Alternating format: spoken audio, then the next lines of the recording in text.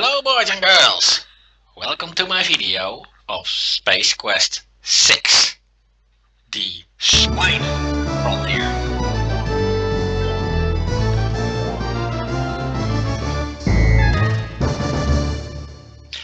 Of course, the first thing that is very clearly visible is how Shara likes to show off with the support of some 3D effects. Now the main portion of the game is still two-dimensional, but they did throw in some 3D effects, which I guess do come out nicely.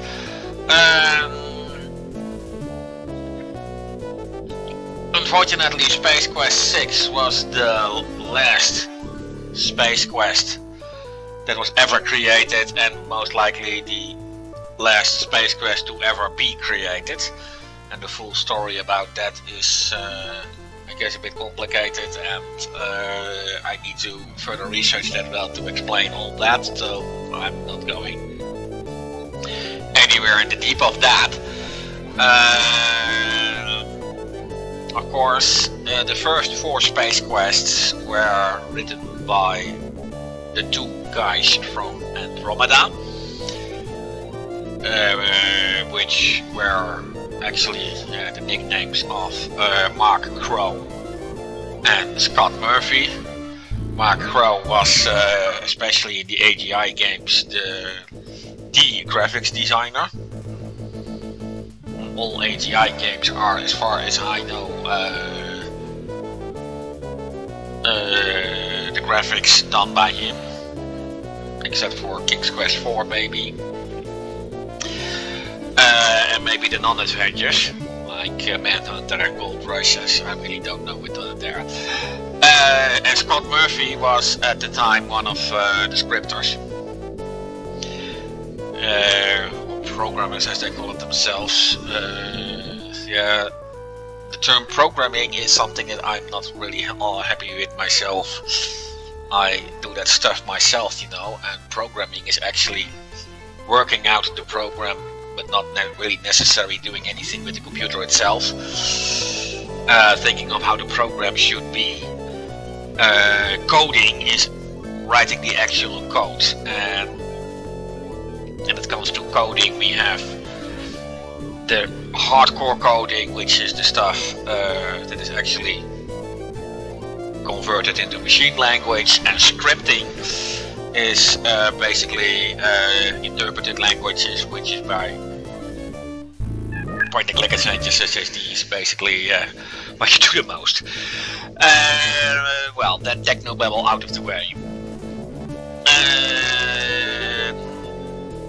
I don't know exactly what happened between Murphy and Crow, but what I do know is that the 2 kind of went separate ways somehow, and Space Quest 5 was only done by Mark Crow, and Space Quest 6, which I'm going to show now, is only done by Scott Murphy.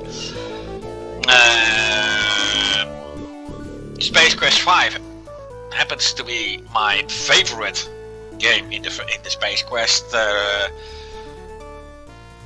series. Unfortunately, Space Quest 6 did not come anywhere close to Space Quest 5, and there are several reasons for that. Perhaps also because in Space Quest 5 it may have been of a garbage cow, but you actually were a captain and actually exploring space, and you could command things around. Well, the first thing that will happen in Space Quest 6 is that Roger will be stripped of his rank and be demoted to a janitor, and the reason why will be shown in the intro.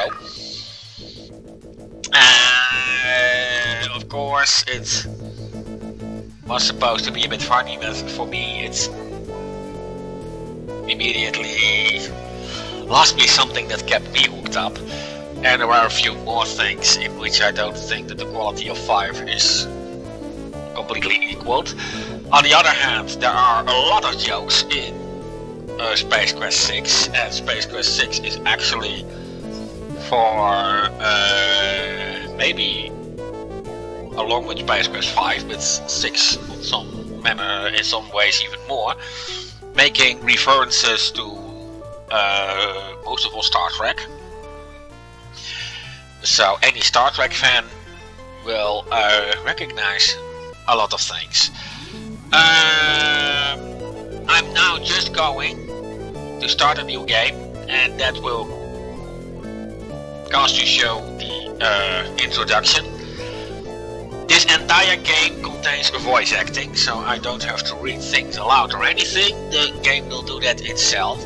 So basically I will just turn this fucking headset off while the intro is running and be back with you once the game actually gets into the playable stuff. Enjoy the introduction to Space Quest 6, Roger Wilco in the Spinal Frontier.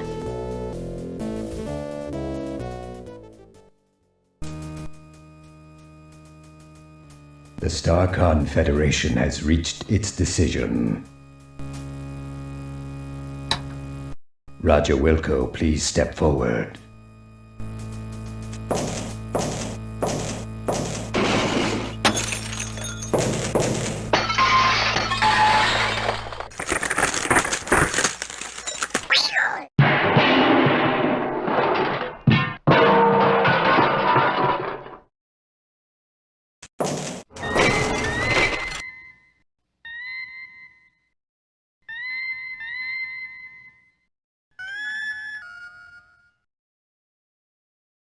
Roger Wilco, you have been judged guilty of the following crimes: abandoning your post, deviating from mission parameters, misuse of StarCon property, disintegrating a fellow officer, perpetrating a sequel without authorization, and consorting with a female of higher rank.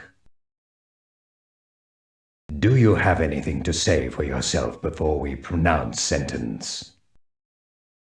Can't you guys take a joke?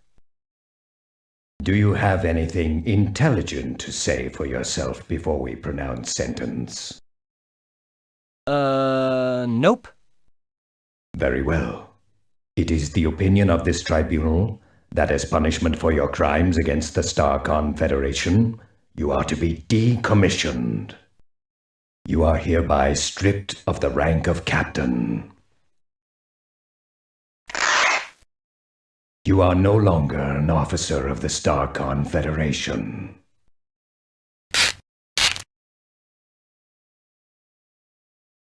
Your enrollment at StarCon Academy is hereby terminated. However,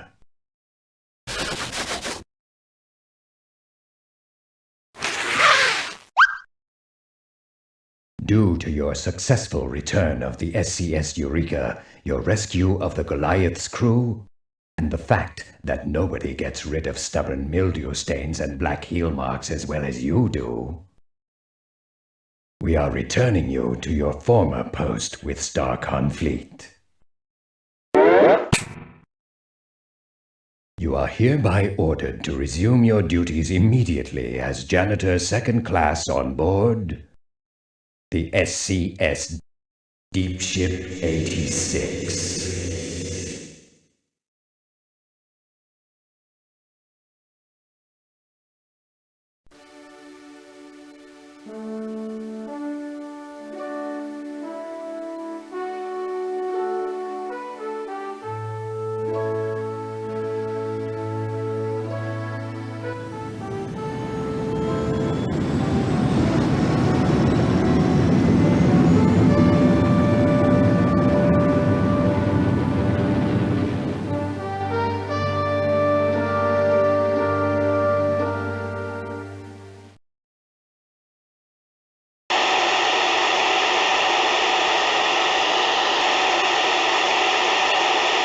Attention all hands. This is your commander speaking. I'd like to thank each and every one of you for your fine performance during our recent episode a stitch in time saves Gamma 9. So, thank you, thank you, thank you. Thank you, thank you, thank you, thank you, thank you, thank you, thank you, thank you, thank you, thank you, thank you, thank you, thank you, thank you, thank you. Thank you, thank you, thank you, thank you, thank you, thank you, thank you, thank you, thank you, thank you, thank you, thank you, thank you, thank you, thank you. Thank you, thank you, thank you. As a gesture of appreciation, we're putting in for shore leave on polysorbate 60. Enjoy yourselves, and don't do anything I wouldn't do. Kielbasa out.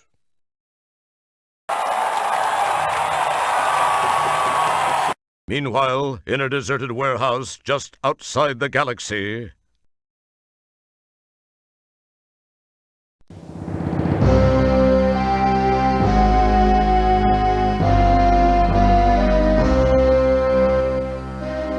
I don't care how you do it, gentlemen, so long as his body is intact. Do you understand? Yes, we got it. Yes, right. Yes, right. Good.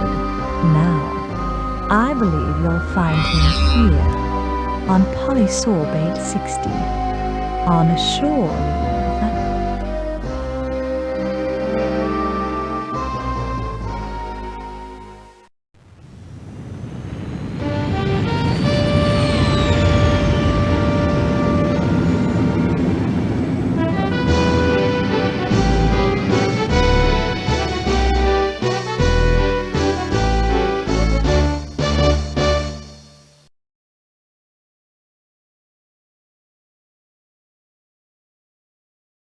Okay, I'm ready.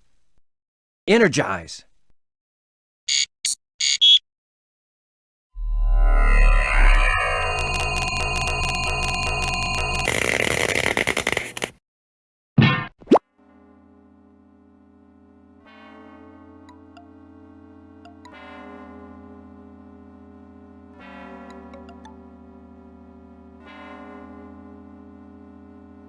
As we join our hero, Roger Wilco, he has just been transported to the surface of polysorbate 60 to enjoy a little shore leave.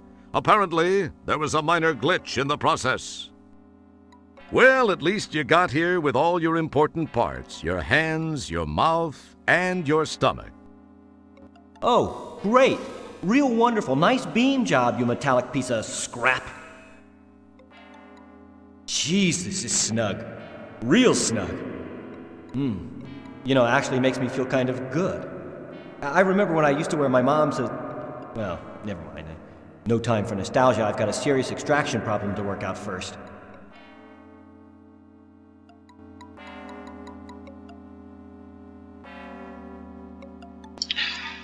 And this is where I actually have control over the game.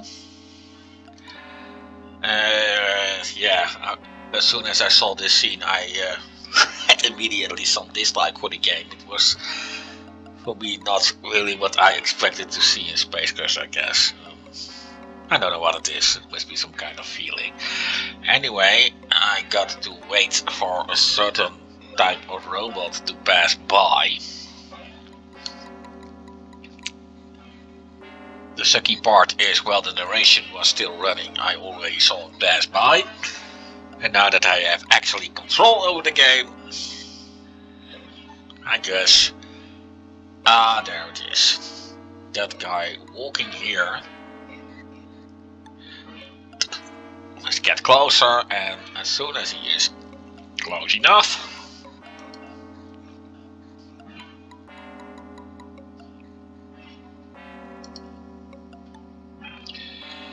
Yeah, he's walking back, and...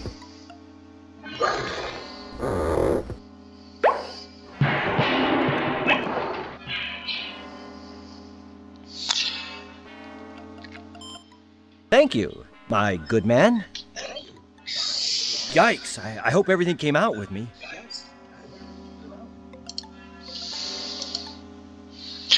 Now, sometimes when you follow lesser important NPCs, then they will still appear. I guess that is not the case this time. Well, here is a picture booth, and that is one of the first things I got to get to work with, making a picture of myself. The picture booth can appear somewhere randomly. You pop a coin in the slot and climb on in. All right, I'm looking pretty good. Fire away.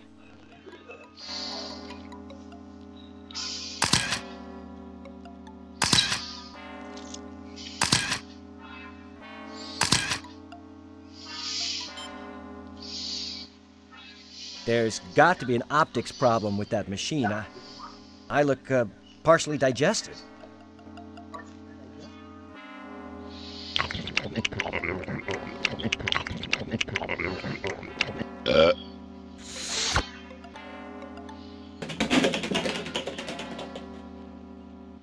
Good thing you didn't opt for that second set of prints after all. Guess that guy won't be filing any complaints with the Portable Business Association. No, I guess not. No, the implants and stuff is not important at all at this moment. But it's always a bit annoying, things like this. Deep inside, he chuckles to himself with the thought that you think he might actually care what you have to say. And there are a lot of NPCs walking around like that, and that's actually pretty annoying, as talking with people is quite often the way in these kind of games to get actual clues. And since most NPCs here are like this, with such a stupid remark,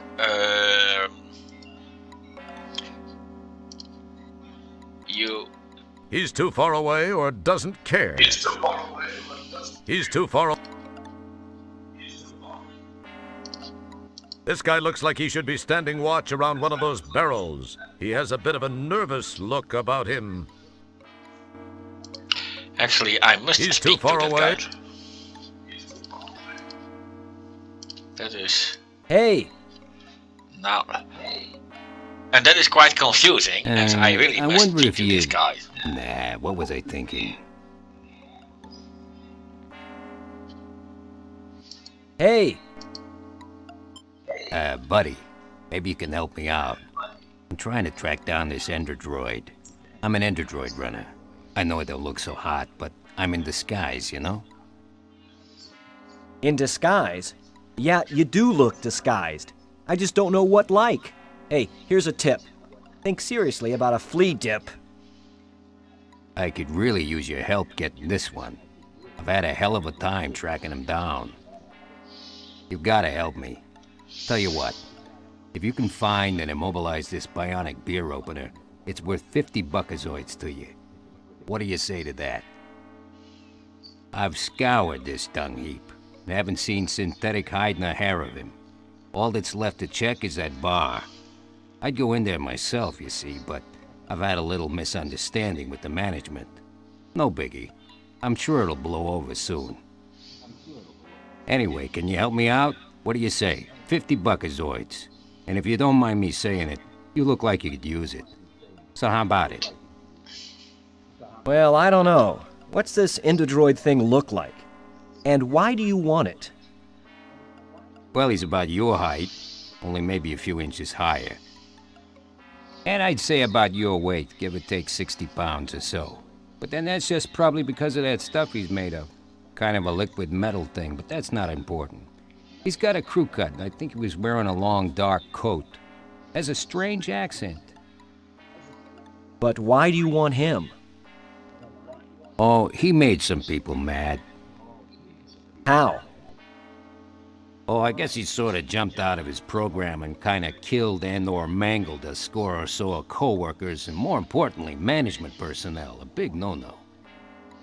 No big deal. I just gotta take him in for analysis and processing. It could help pull me out of my, unfortunate cash flow situation. And most importantly, it can mean 50 buckazoids for you. What do you say? Well, I could use the buckazoids. I'll see what I can do. Great. You won't regret it. You're gonna need this data quarter. It's been modified to only be sensitive to certain unique components like droidium, something only an android would be composed of. This will help you root him out. Good luck. Let me know when you've got him. Thanks.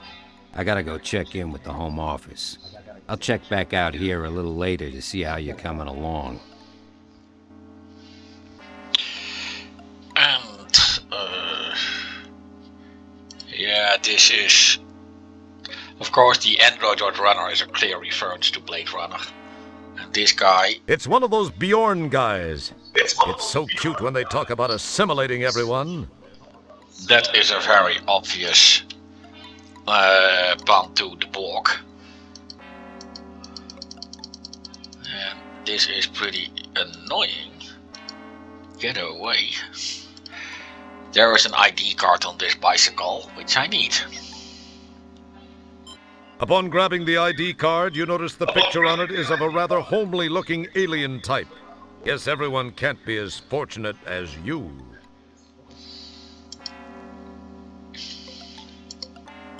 You quite cleverly paste your picture over the old one on the ID card.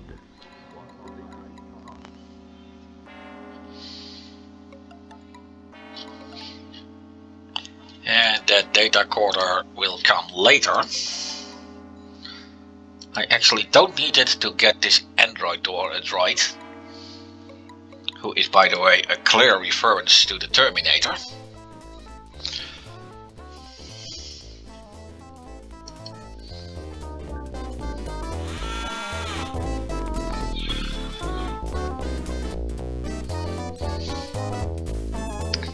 It would appear that once again, Vice is a bit more profitable than most business ventures.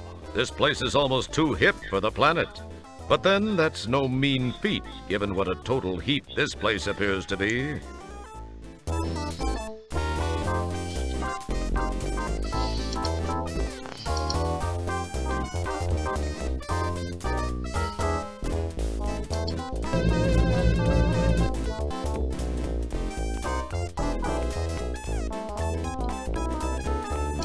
Yeah, that elevator is what I need now.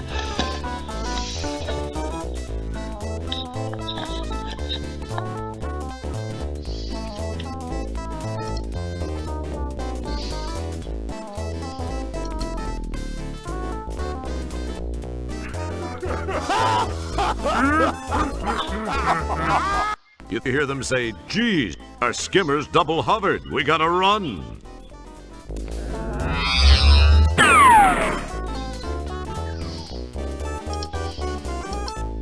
You snag the 4 hoses. Never know when you're going to meet that special lady.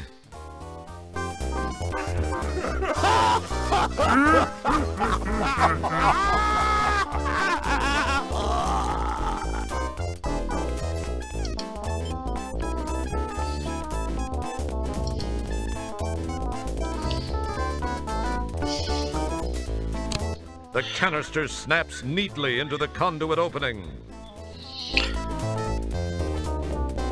Now it is a bit annoying that this droid is constantly going back and forth.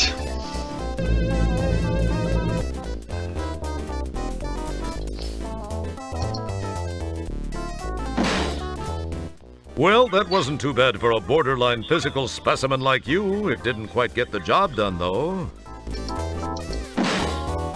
Nah, you still haven't convinced the door to yield to your obviously superior physical presence. Like always, you can score Wow, points. you really did it! Not exactly the subtlest of entry techniques, but effective. That's pretty macho for the likes of you. Who would have guessed you'd have the makings of a Starsky or a Hutch, or a Tango or a Cash?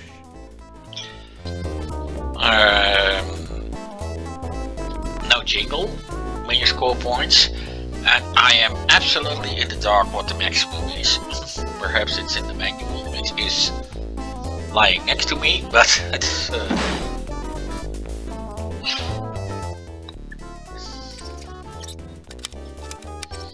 You go now and I don't rearrange your organs.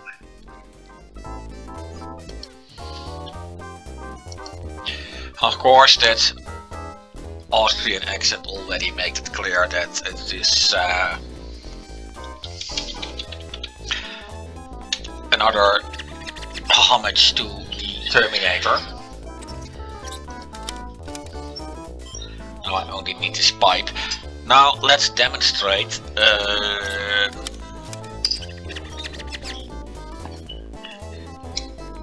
things about dying. You can die in this game, and if you die, which is about to happen now. There, that's a great improvement. Look much better now.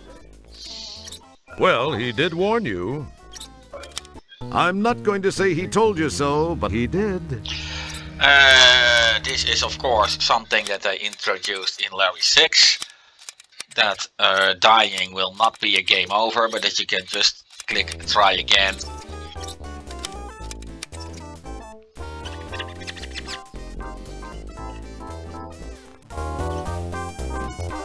And undo the fatal action in the process.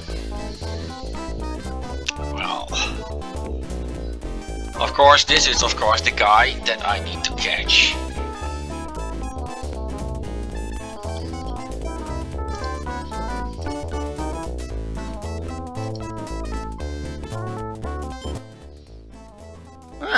So you're with Polysorbate Security, huh? Yeah, what can I get for you, Chief? What have you got? Well, aside from the obvious stuff which is glaring in your face from the back wall here, I do make some mixed drinks. I mean, if I do say so myself, I make a pretty mean William Gibson and a pretty good ass-em-off cocktail, you know what I mean, huh? Hey, I got you. Try a fuzzy toe jam. They seem to be pretty popular with your particular species here. I got just the thing for you guys. It's something I don't even give the regulars here. What do you think, eh? Well, let's just order the special. Make me a double uvula spritzer. Twist a fleck rind, and I want it hacked and whipped, not like one of those shaken or stirred sissy drinks. Okay, coming right up, Chief. Listen, this'll take a couple of minutes, but feast your eyes on the making of it, alright? Oh, that's just fine. Take your time, my good man. Well, it's something that we have seen many times before. Distracting someone, in this case the bartender, with something that is going to take a long time. Well, he gets things done that we actually shouldn't. You carefully untangle the twisted mass of hookah hoses and then rehook the hoses to create one long hose. It reminds you of Christmas time back home when you enjoyed untangling the Christmas lights and saying to yourself, I get so much satisfaction from cleaning and straightening. One day, I'll be the best janitor ever. Well, at least one part of that dream came true. You are a janitor. You rehook the hoses to create one long one.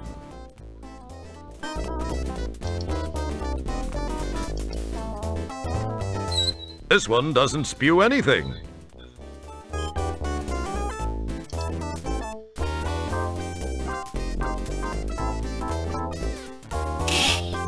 With a flick of your very supple wrist, you pull the conduit loose from below the valve. Oops!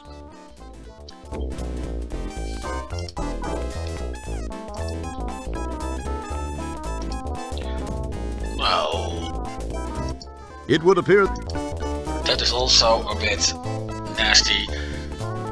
the I hookah must hose do is it now in this attached to order the or leftmost the game conduit. won't work. Actually, that is something that will happen many times. That the order of things is important while it You complete the logically connection shouldn't between the really two matter. conduits.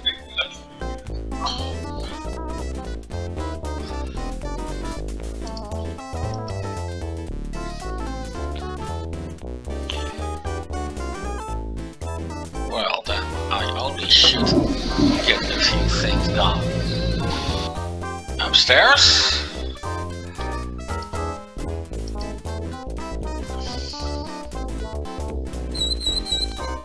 Nitro begins to flow through the tubing and into the conduit. And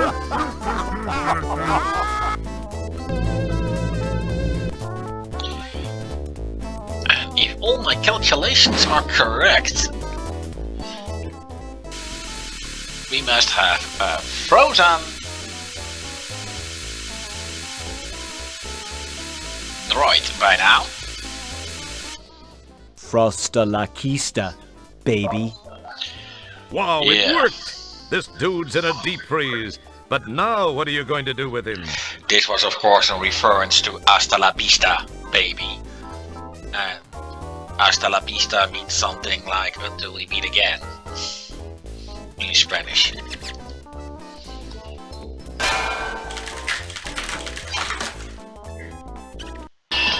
Cool, laying a solid blow upside the head of this frigid felon has reduced him to cubes. He's not too hard to handle now. Where would a janitor be without this stuff?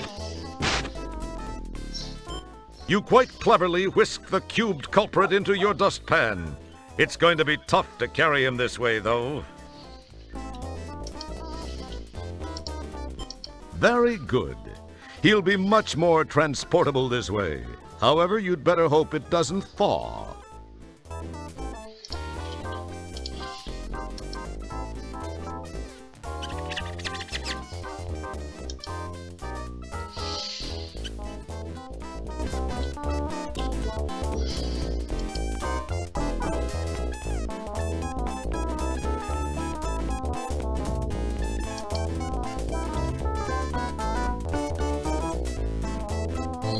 Well, let's distract him again. What have you got? Well, listen, I got... Another special Make in me order a to have him distracted. Oh, that's just... It seems that you get extra points when I do this. At least some people told me so. But let's see if that is true. 84. 89.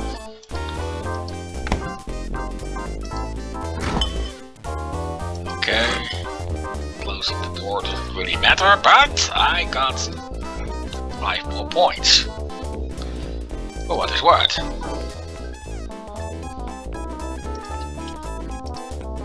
And let's cash in my 50 buckazoids. Here's your cubed compadre. Here's my 50 buckazoids. No bull. You really got him, huh? I mean, good job. Yeah, I really got him. And I could really use my 50 buckazoids. Tell you what, I'll pay you when they pay me. No, I need the money now. Or I let the guy thaw right here, right now. No, just a minute. You don't want to do that. Hold on to your alimentary contents. I got it here. Here, you happy? I'll just be taking that tray. Been a special treat doing business with you.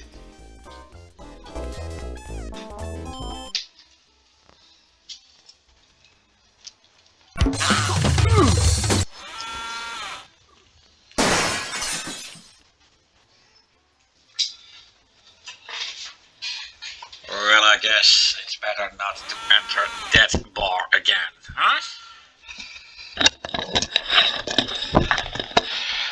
Well, at least that is one thing solved. Now let's go into the arcade.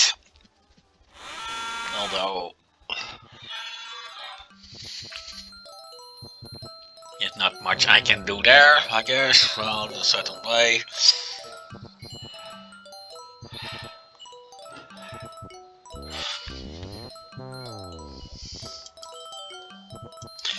This is the guy to talk to, but I guess that was obvious. So this is Stooge Fighter 3. Doesn't look so tough to me. Say, partner, care to indulge in a friendly game? By the way, the name's Jerkwad. What's your mama call you? A mistake. But my friends call me Roger. Roger Wilco. Well, it's darn fine to meet you, Roger. So, what do you say to a friendly little round of Stooge Fighter 3?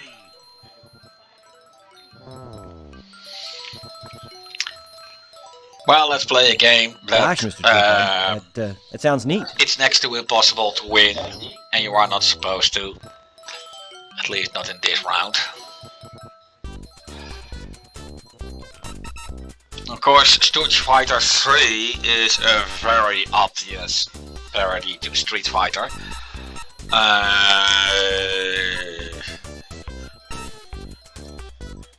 There was a lot of negative response to this parody. And I guess for good reasons. As it is actually, even for a parody, pretty bad, of course.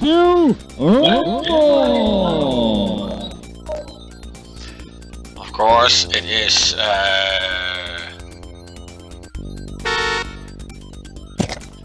It is, of course, a game by Scumsoft, which is supposed to be. See that? Hit that! Oh, a wise guy!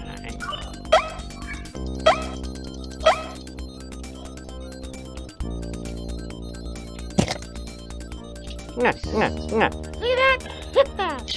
Oh, But actually, even for a parody See that? and a Scumsoft game, I guess it was not really that funny. It actually looks utterly ridiculous. Quelly Joe wins.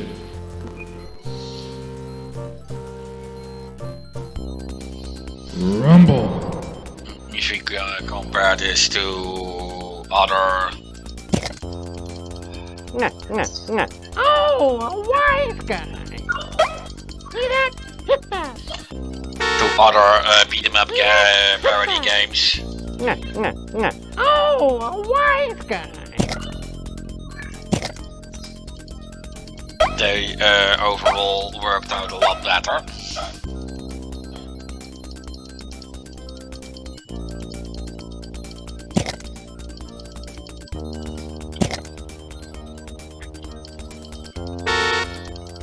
Oh, a wise guy! See that? Hit that! See that? Hit that!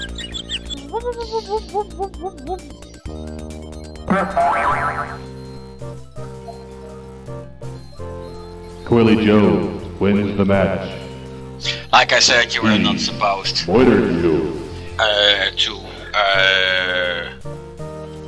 win this. The only thing I can say for this, even if it being this bad, this Scumsoft, Scumsoft is of course supposed to be terrible. Nah, you wouldn't do that, would you? You don't look that bright. I mean, that probably isn't your style. Wanna play again? Not now, thanks.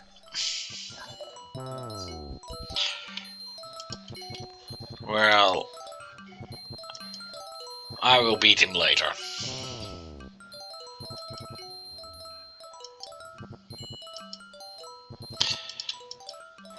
The Pathfinder routine is sometimes a bit faulty, which is actually very extremely annoying.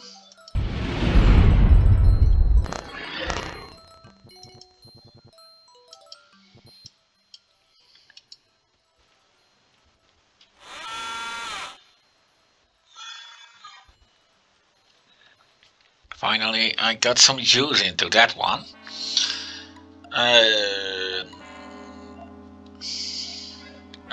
That is my target. Hey! Hey! Say, you look familiar. Didn't I kick your butt in a huge robot once? Oh yeah, that. I hope to forget that. It was the beginning of my undoing. I was a laughingstock around the company in the final days of Scumsoft. Oh well, if that hadn't gotten me, some of my other creative management techniques would have.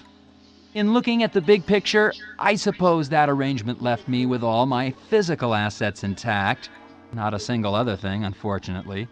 I'm humiliated to admit that I have, on rare occasion, resorted to selling cheat sheets for arcade games. I've got to maintain a fairly modest profile, I guess you could say. Time heals wounds and all that. Plus, maybe I can avoid a premature termination. Wow, that's all very interesting. And very boring, if you don't mind my saying. What I want to know is, can you sell me a cheat sheet for Stooge Fighter 3? Well, I think I may be able to facilitate that. I may have one in stock. Okay, here's what I need from you. A nice new bottle of Coldsordian brandy. If you can deliver that, I think we can call it a deal. My people, I'll be waiting to take delivery from you so that we can put a bow on this deal. Catch you later. Yeah, this is of course the antagonist of Space Quest 3, the Pirates of Festival, where he was the main guy of Scumsoft.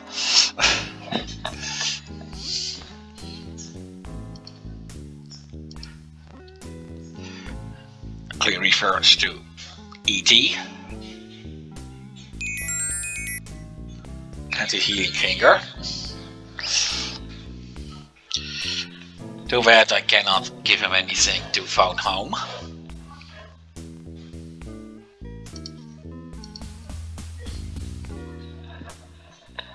Hi there. Howdy there, partner. The name's Paul Conshohocker. Yeah, it's my name. I'm the proprietor of this here establishment here. Now, anything I can sell you, why, you just let me know. But if you steal anything, I'll be forced to kind of kill you. Welcome. That sounds fair.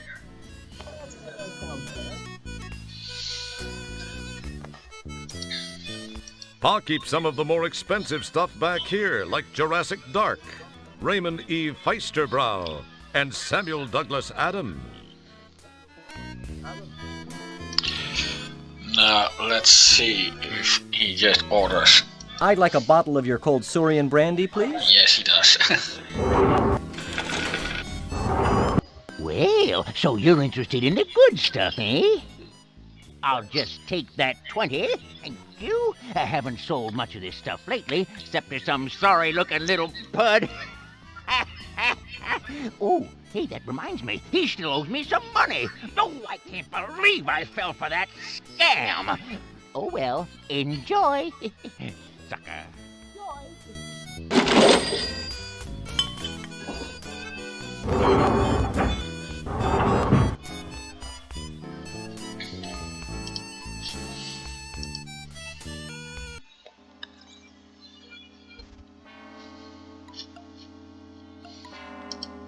Well, let's give the drink to Elmo.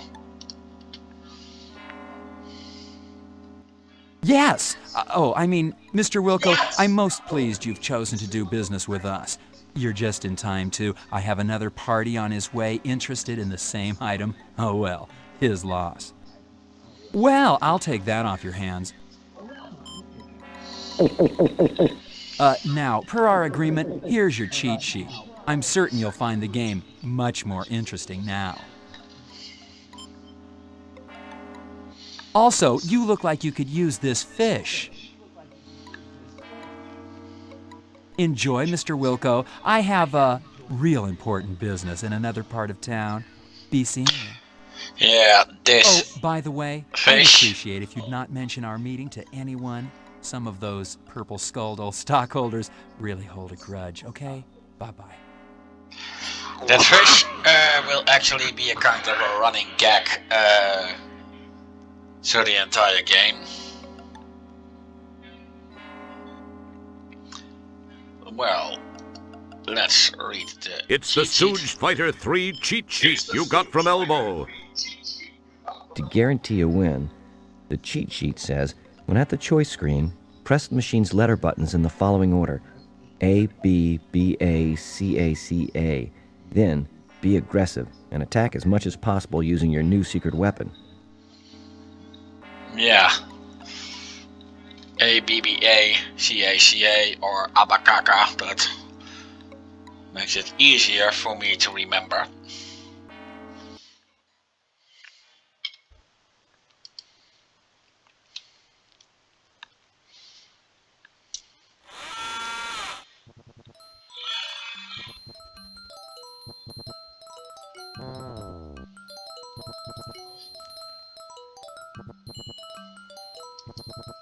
Now let's go for another round of Street Fighter then, shall we?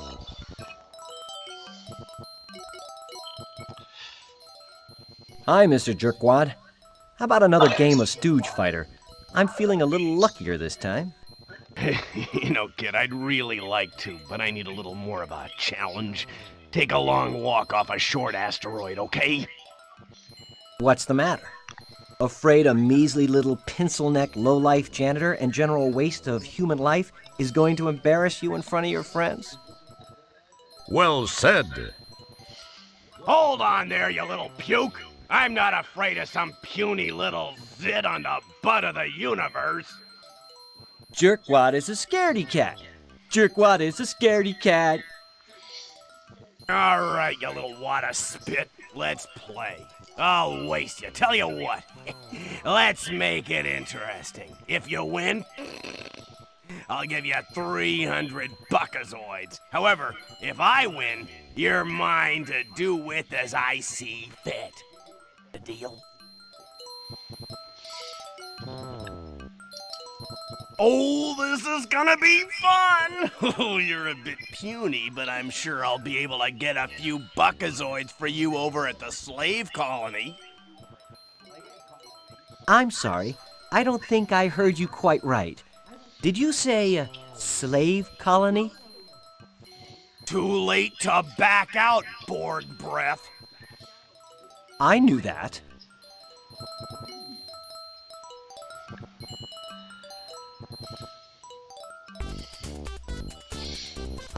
Well, another great game for the following folks at Scumsoft, yes, and then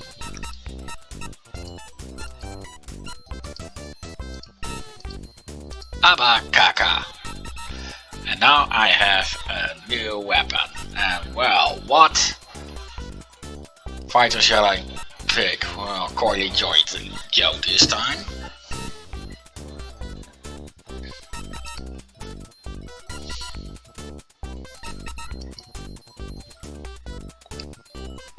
And of course this is the new secret weapon, this red button, and it is actually pretty effective.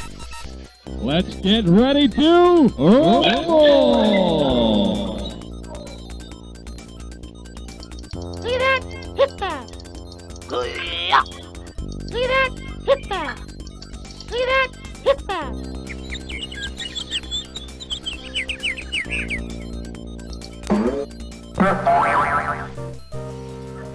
Coily Joe wins.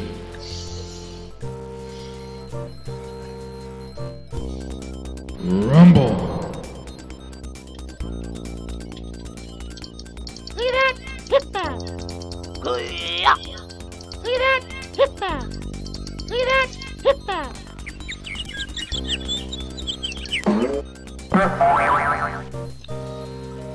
Coily Joe wins the match.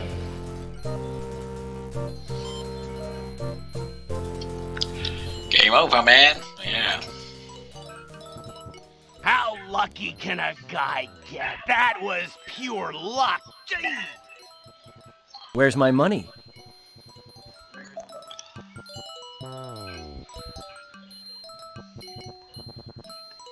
Here. Now, if I were you, I'd make myself scarce, you little lump of phlegm. Otherwise, I'm gonna lose my temper, and all that's gonna be left of you is teeth and toenails.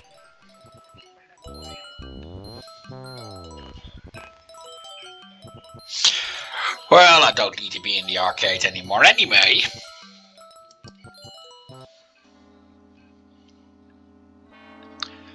And now to get to the new beam.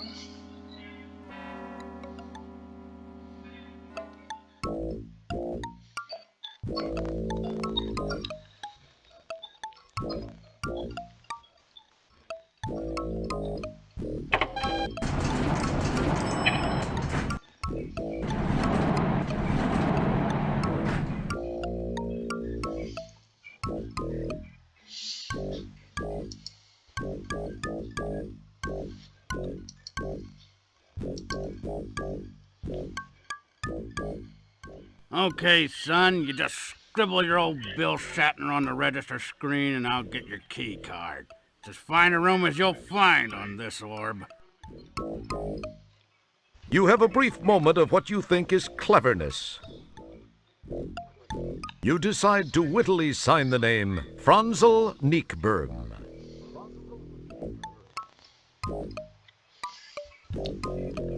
Okay, here's your key card. Don't lose it. Room 1220J. Up the elevator. Franzel Niekberm. If I had a buckazoid for every time I'd seen that name, I'd be sitting pretty. I could afford one of those fancy fur-lined donut thingies that... what was I saying? Anyway, enjoy your stay. If you need anything, don't hesitate to tell someone.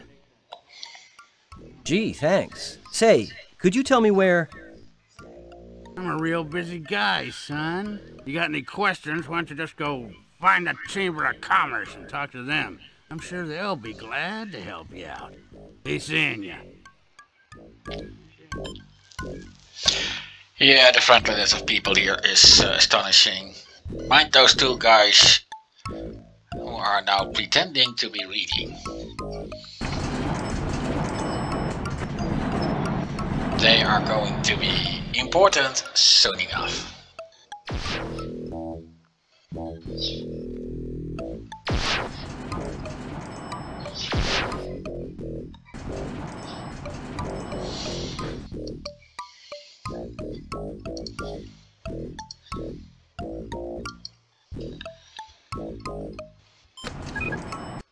Just as you're about to insert the key card so you can go inside and check out your new digs, you notice those two goony-looking dudes from the lobby walking in your direction at a rather deliberate pace. Perhaps they're going to welcome you to the place or show you where the ice machine is.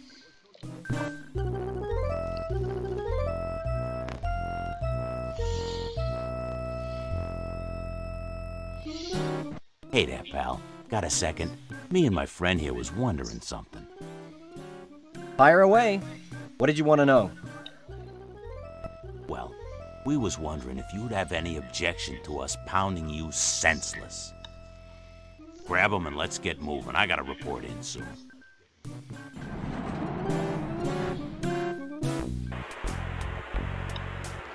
You puny little scumbag. I can't believe anyone would want you. One thing's for sure. You sure ain't gonna be seeing your home son ever again. Hey, Nigel, let's get back to it, huh? We got things to do and places to go. Now, just sit there and be still and be quiet, little man. I've got some things to finish before I finish you.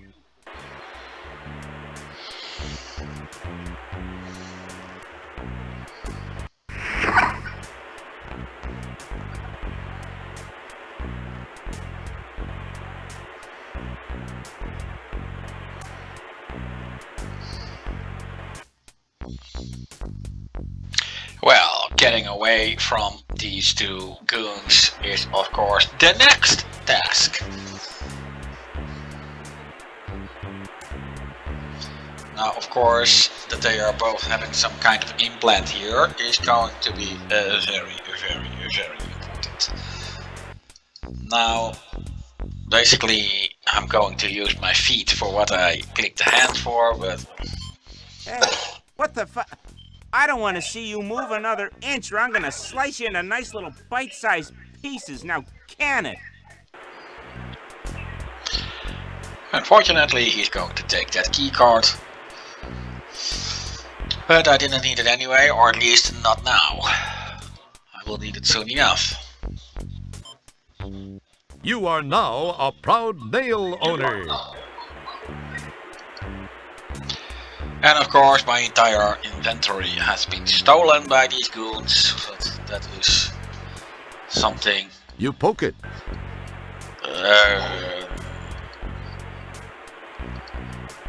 Excellent guess, Kreskin. Wrong, but excellent. Right and excellent, only I did not click on the right spot.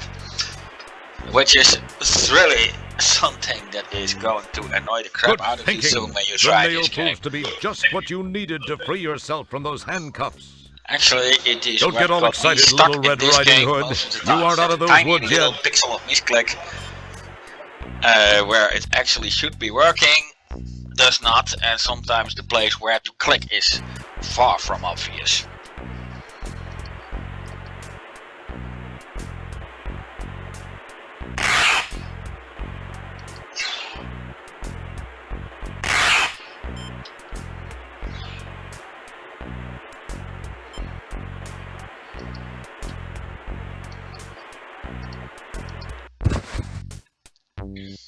You carefully lay the rug on the floor. Even though you were never known for your interior decorating talents, you feel very satisfied with the location you have chosen.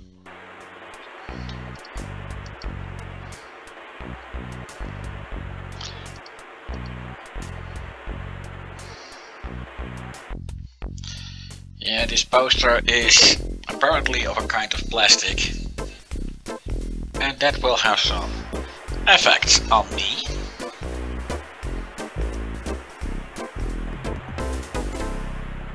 Your body is now carrying a nice static charge.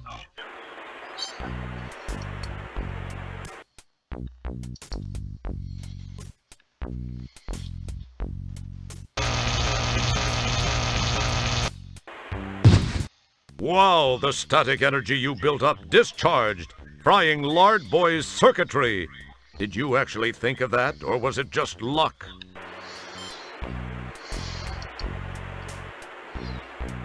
Smooth move. You've got his keyring. Your search through the CDs reveals a bunch of typically boring multimedia magazines. A multimedia phone book. Too bad there aren't any phones around here. You pinch yourself. The outpost You summon the ability. Successful People Managing Techniques by Carm Trebus. Funny, it's empty. You pinch yourself to make... I really hate this. MS-DOS for idiots, morons, and phoebes.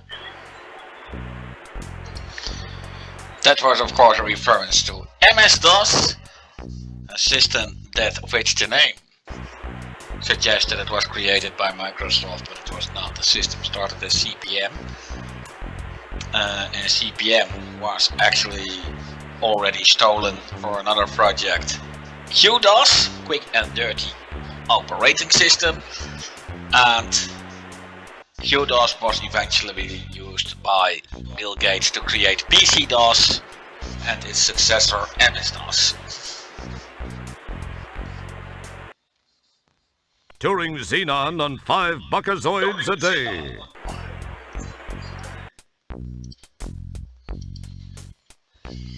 Discovering your inner maggot. It's really terrible that I have to walk away all the time, but all the rest is To direct. become assigned to being a corporate creative genius without really trying. You pinch yourself. And otherwise I will constantly be clicking myself, which has some effects. This might be worth checking out. It's a copy of Popular Tektronix.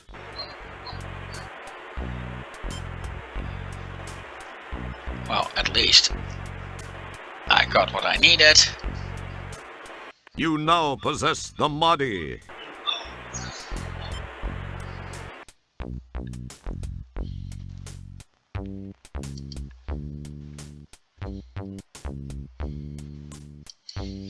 Well, it's obvious what I got to do. Enter the CD-ROM. And let's see, that is... Yeah, this is the one to go to. It contains some hints, but the actual puzzle that is inside the data coder is not explained here. I will explain more about that one as soon as it is actually important.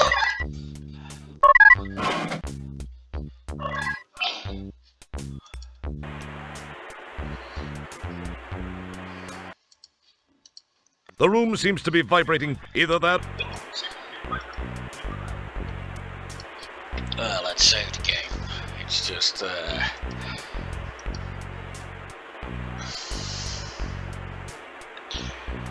It takes some time, as of course I'm using an external device to save, and when it has not run for a certain amount of time, then it needs some time to refire itself up.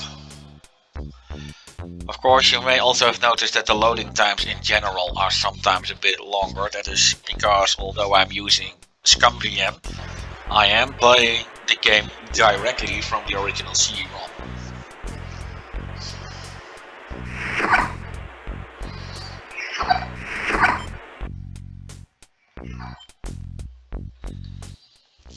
Well, well, well, the worm is out of the hole. So, you have to ask yourself, do I feel lucky? Well, do I, punk? Well, let's just ignore Nigel for now. You and poke just and check prod our amongst box. the Moddies until you find a Moddy labeled churlish.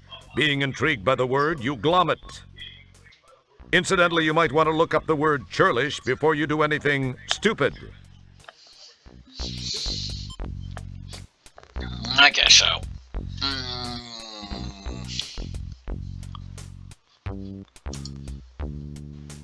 The corner of the label in this Moddy seems to be loose.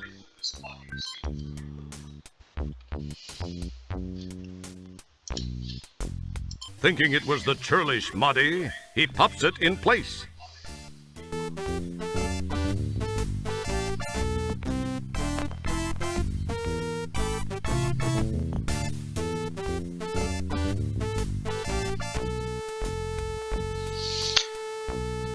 Yeah, I know. Nobody really wanted to see that.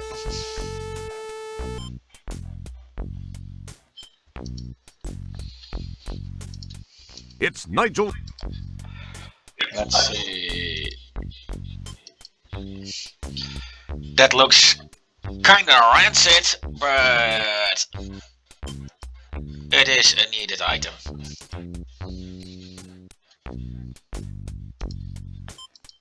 This will deactivate the force field and then to step outside. And now the actual hard part will begin. As I will need a kind of call for help, but for that I do need to recover my inventory first, or at least the data quarter. I guess that is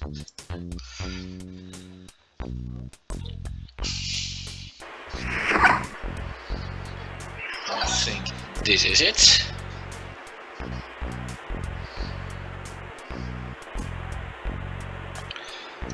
Pockets, and yes, that is my data quarter. And to this spot. That's this spot. Now, all these switches need to be set in a certain way. These chips need to be set in a certain way.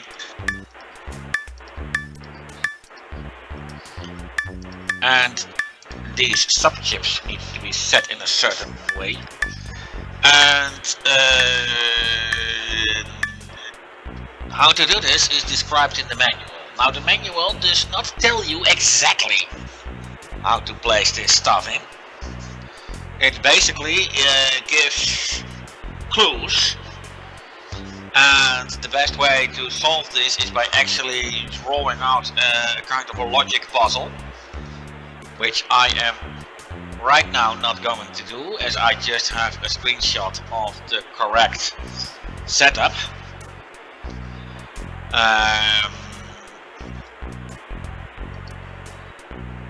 Which I am right now looking at. You can't see it, but I can.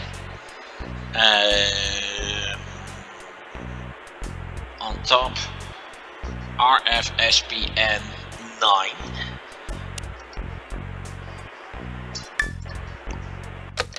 RFSPN 9. Yes. Next. TT DBN7. TT DBN7. TT. Oh, it is DEN. That I couldn't see too well on the screenshot. 7.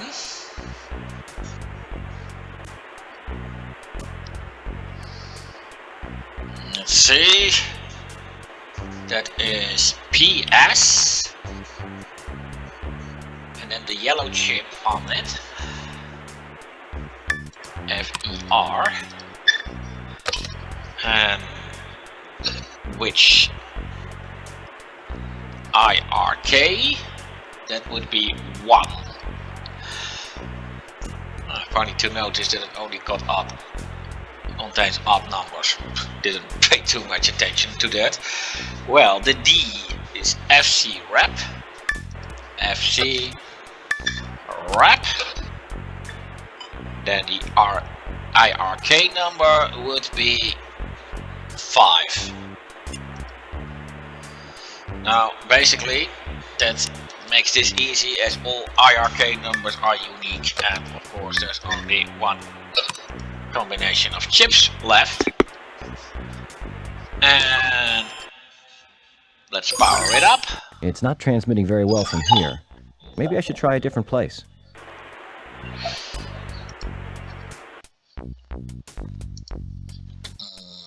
Well, let's use the key.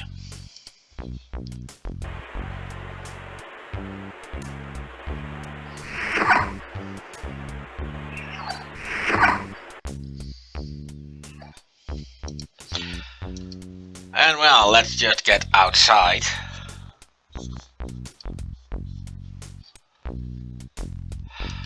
Let's see. I just have to use the...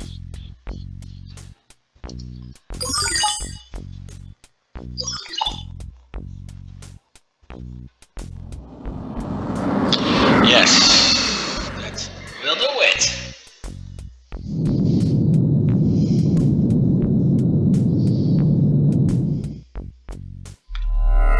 Well, let's enjoy the conversation while I make myself some coffee. Hey, here's your fish!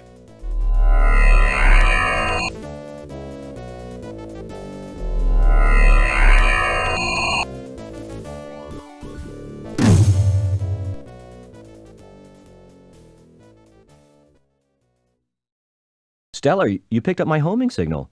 I can't believe I actually made it work. Now no one can say I spent a little bit too much free time in the bathroom with Popular Tektronix. Popular Tektronix? Who are you trying to kid? I know what you were reading in there. What was that voice, Roger? I thought I heard something. Pay no attention, Stellar. It was probably just a mechanical flatulence from the ship. Anyway, we received a transmission from a nearby StarCon communications monitoring platform. They told us of some unusual signal originating from the area of polysorbate 60. We dialed it in, scanned the coordinates, and found you. So what are you doing in this sector, Stellar? I thought you were stationed on the SCS Heinz 57. I am. I had some leave accumulated and decided to take it. This is kind of embarrassing for me.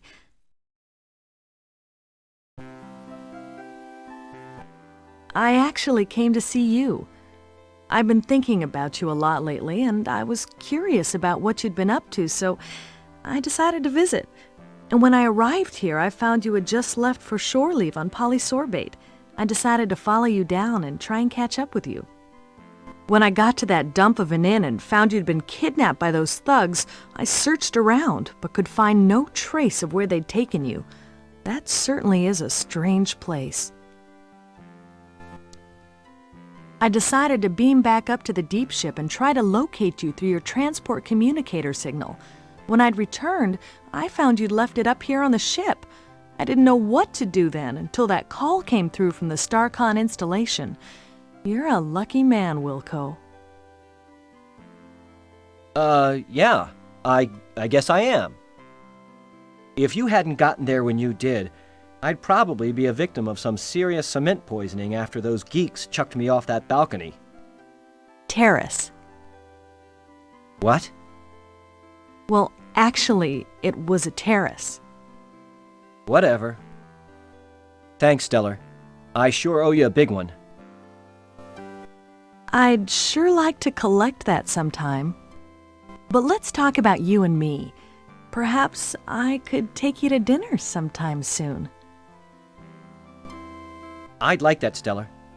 I'd like that a lot.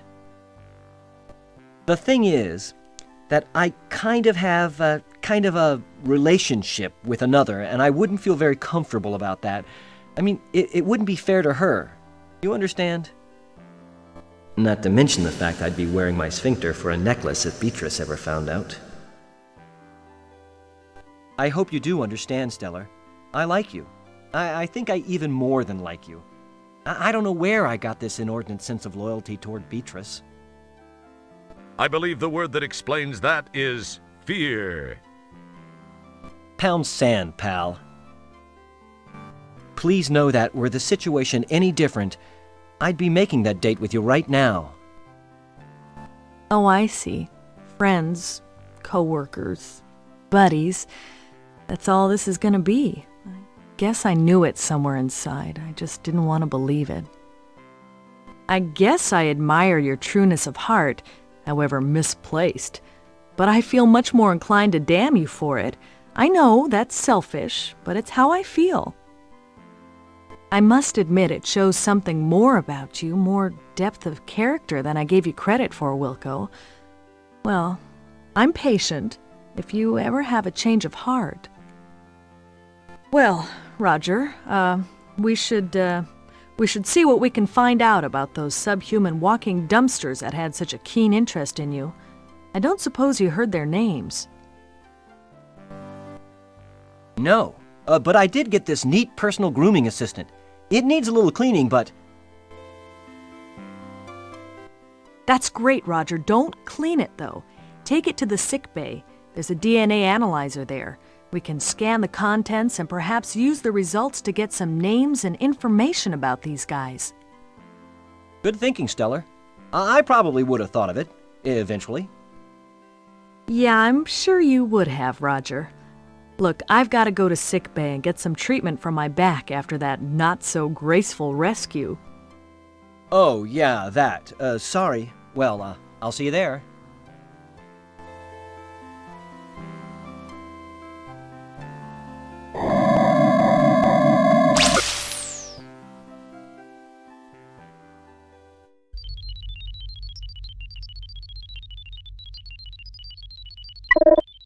Commander, I am receiving a message from StarCon.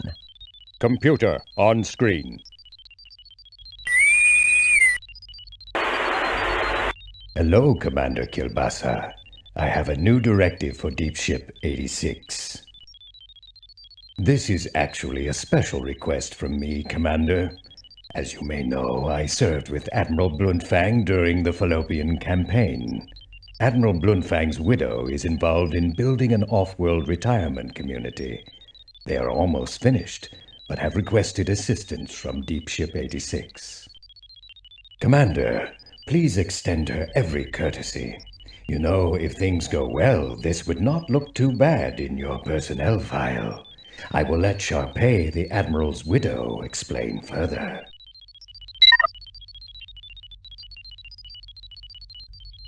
Hello, Commander Kilbasa. As Admiral Toolman mentioned, we have almost completed our project here, but could use StarCon assistance. To be honest, Commander, I pulled a few strings, but this is an important mission, I assure you. Since you are scheduled to be present for the dedication of the Golden Light Year's Retirement Center anyway, I hoped you might alter your travel plans to accommodate an earlier arrival. From the information provided me by my old friend, the Admiral, you would be able to warp here within a few hours. I require some assistance from your ship, as well as one of your crew members. Allow me to explain.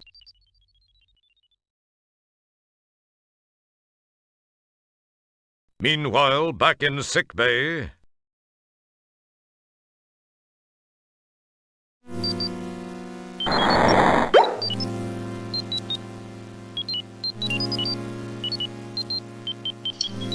Yeah, well, and this is where the game will continue. And also one of the places where the Pathfinder routine is actually at its worst. The doctor walking in the back often will join the path and with bad results. This large thing is Jabba the Hop, a clear parody to Jabba the Hutt. And in the back we see Stellar having her back treated. Stellar is actually the most important characters in this particular installment of Space Quest, and you will find out soon enough why.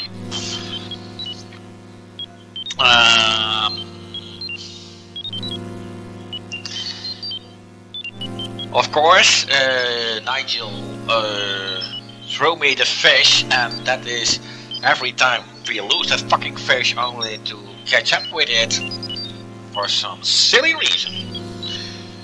It's really an item that we can't get rid of, but in the end, we will be glad that you had it.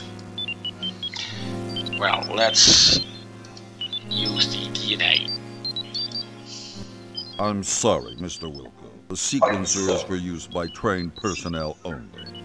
Obviously, you don't fit that description. I'm afraid I can't allow you to use it. Come on, Jabba, be a pal. Who'll know? I'm sorry, Mr. Wilco. It's a StarCon regulation.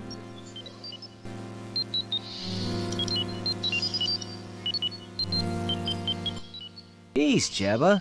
Who's gonna know? Let me try this one thing. I'll be out of your way. No one will find out. I don't know, Mr. Wilco. I'm not one to break regulations. I really don't think it's a good idea. I swear, it'll only take a minute. We're out in the middle of nowhere. No one will find out. And I'll tell you what, anytime you want it, one free plunge job, day or night. What do you say? Well, I don't know. It'll only take a minute or two, really. Come on, Jabba, be a pal. Well, okay, but just this once. If anyone finds out I'm sunk, then I'll come looking for you to take it out on. Keep that in mind. No problem. I'll be done in a flash. I really don't know why I'm doing this.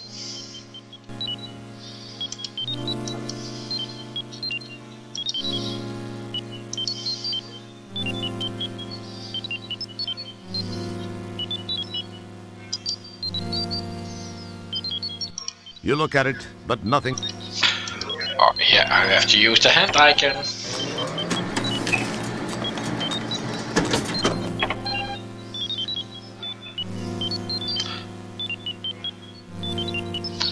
Imprint on the data card.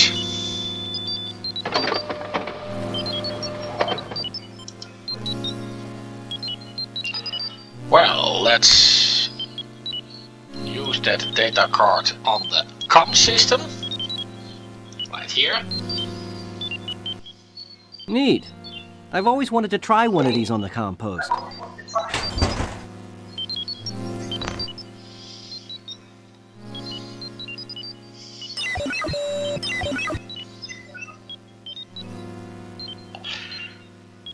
This is the DNA pattern of Nigel Rancid. Yeah, I guess he was kinda rancid. That was that guy who threw me the fish. Remember? File closed. Oh, hi, Stellar. I hope your back's feeling better. They just finished treating me, and it is starting to feel better. However, I was told to lay off rescuing people for a while, especially you. So, did you have any luck? I got some information from the sample I ran through the DNA sequencer. When I tried it, all I got was a name. All it said after that was that the file is closed. I wonder why that is. I don't know for sure, Roger, but it seems a bit suspicious. When a file is marked like that, there's usually a very good reason. Most frequently, it indicates the file is closed for intelligence purposes, or it's legally sealed by some judicial body. In the case of those tubs of guts that grabbed you, I'd have to say it's not a government agency directly behind it. It sounds more like someone with access from the outside to a friend or two inside. A more paranoid person might say this smells way wrong. Then again, when did you last change your socks? If the files are sealed, then we have nothing to go on. True. The only thing I can think of is that they may be accessible by jacking into cyberspace. I've never done it, but I know it can be done. So I guess this means you won't be trying it first. I'd love to try it, but I can't since we don't know how. Well, actually, I read it can be done with the help of a cyber jack and headset and a cyberspace jack interface module. The article said there are several things to access out there and that there's a vast library of files to browse. It said that the Information Superhighway project is a little behind schedule, but that there are some operative areas. Other than that, I don't have a clue as to how we can gain any information about them. So you think this cyberspace thing could work? Well, I can only tell you what I've read.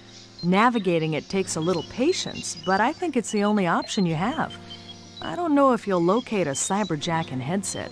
Because of the delays in the project, they've become more like collector's items than marketable, functionable products. We do have cyberjack modules built into the compost. That's true. Of course, we won't know anyway without the jack. That bites. I wonder where we could find one of those. I wish I knew, Roger. There must be some place. Attention! We are now orbiting the Delta Berxilon 5 colony as requested by StarCon. Most of you know your assignments as they have been broadcast to your composts. Please represent StarCon properly. Kilbasa, out. You better get moving since you don't know yet what your assignment is. I have some checking around to do. We'll talk later. Thanks, Stellar. I'll see you soon. Maybe we can work in that dinner.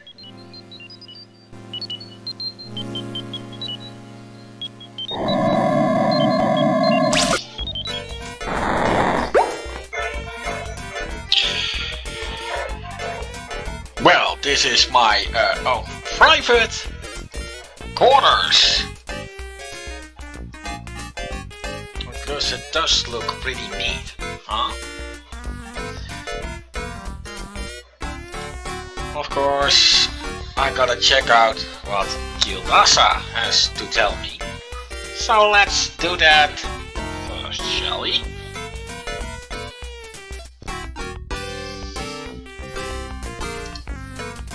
Well, it's just using the compost. And... Wow, a message for me. I must be getting popular. I wonder what it is. Wilco, Commander Kilbasa here. I have a special assignment for you. A crew person of special skills is required on Delta Berxilon 5. In the spirit of StarCon cooperation, we have decided to offer them your assistance. Transport there immediately. Kilbasa out.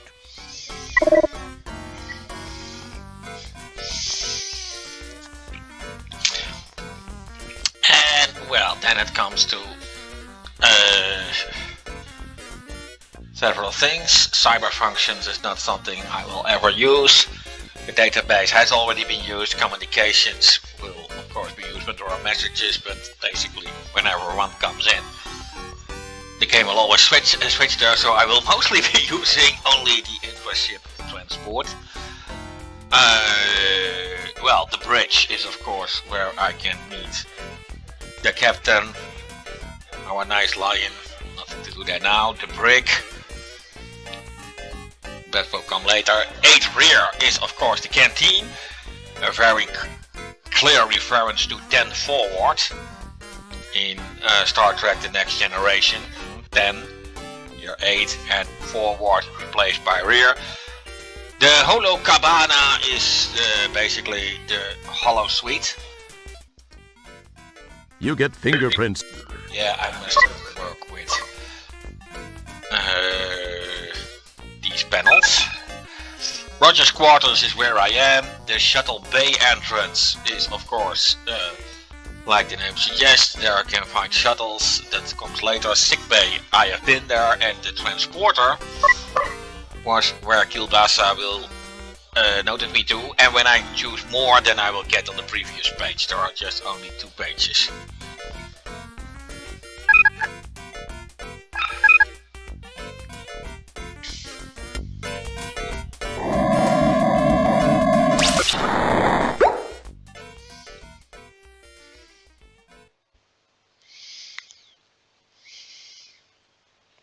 Okay, I'm ready. Energize!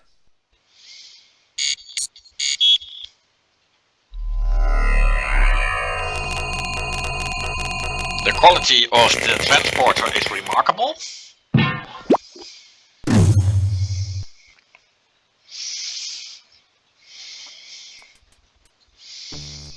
Commander Kielbasa and that other guy look like they're just finishing up a conversation. Janitor Wilco, Dr. Bellows and I were just talking about you. Please report to Sharpay's quarters, Janitor Wilco. She is in need of someone with your special skill set. Be quick about it. Yes, sir.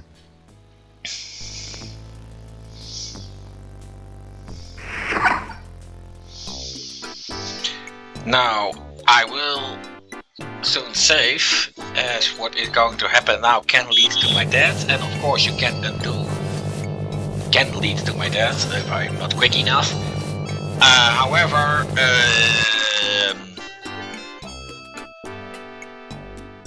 if I try to undo my death, then the game will crash for some reason. So that's why I will save now. The music is being copied straight from Larry 6.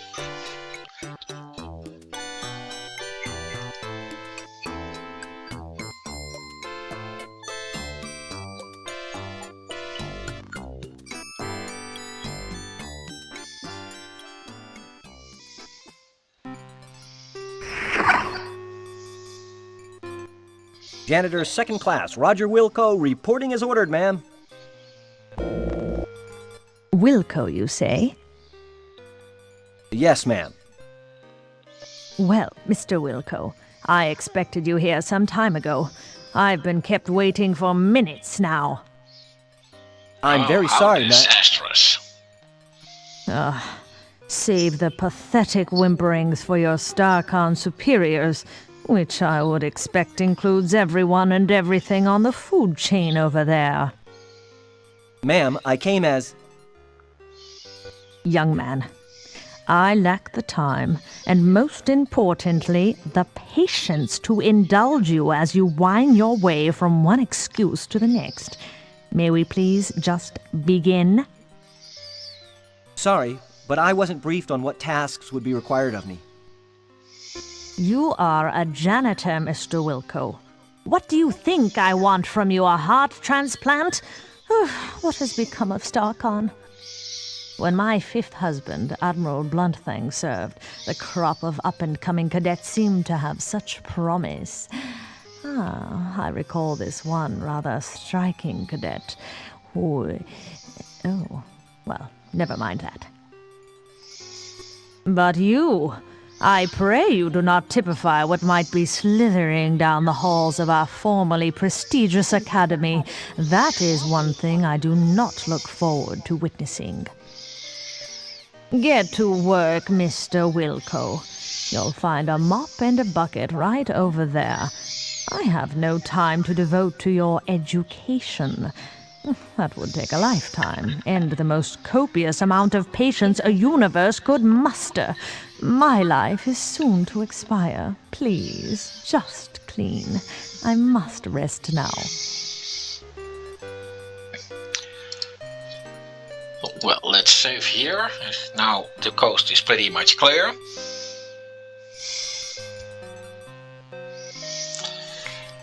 Of course, she's very incredibly rude,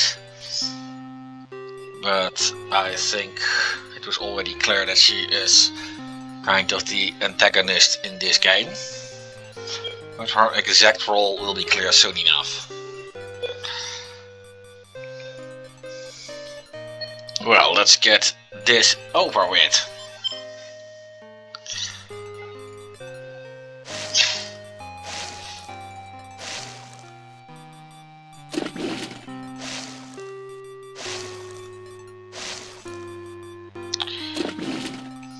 Mr. Wilco, please rattle the handle on that commode. It is positively maddening. You got it, Toot. I mean, right away, ma'am. Whatever I can do. Please do it, and quietly. I must have my rest. Of course, Titus. Mr. Wilco, it is time for me to take my meds. Please fetch my trisonic sortium from the medicine cabinet. Yes, ma'am. Maybe I can get this old hag to overdose. What was that, janitor? Nothing, ma'am. I'll get those for you right away. Yeah, and from the moment I'll get the medicine, of course, you could already see that she's trying to trick me. But the way to get out of there was anything but obvious. But if you take too long, then you will die, and that will be the death that... I can't find her medicine. I don't think she knows what she's talking about. Did I mention that the game would crash if I tried to undo it? While we await a fully formed thought from Roger, it should be mentioned that there seems to be some sort of gas entering the room through the left vent. Hey, there seems to be some sort of gas entering the room through the left vent. I seem to be in a world of deep... Ah, jeez, the door!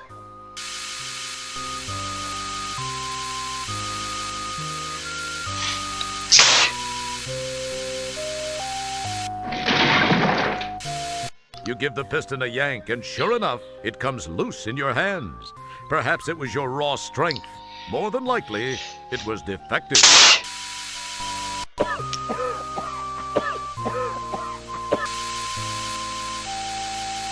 If removing that piston was already not really something obvious, but placing it between the door, even less. That is apparently the way to do it.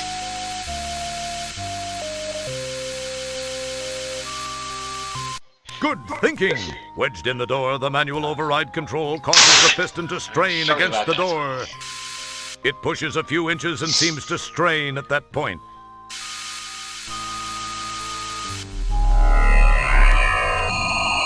Wilco! Oh, hi, Stellar. What are you doing here? There's no time to talk, Roger. We've got to get out of here now. 1, 2...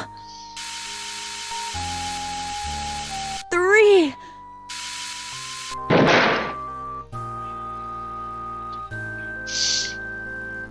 Just as you crash to the floor of the turbo shaft, the hydro riser piston gives way, and the door slams shut, with Stellar still trapped inside.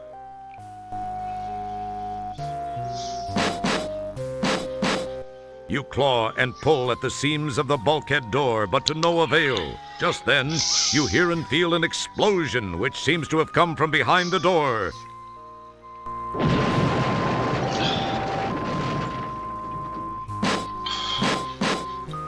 The door is sealed tight. You can hear no other noise after the ear ringing from the blast subsides. My God, I can't believe this. It can't be happening. She was... I was... Stellar!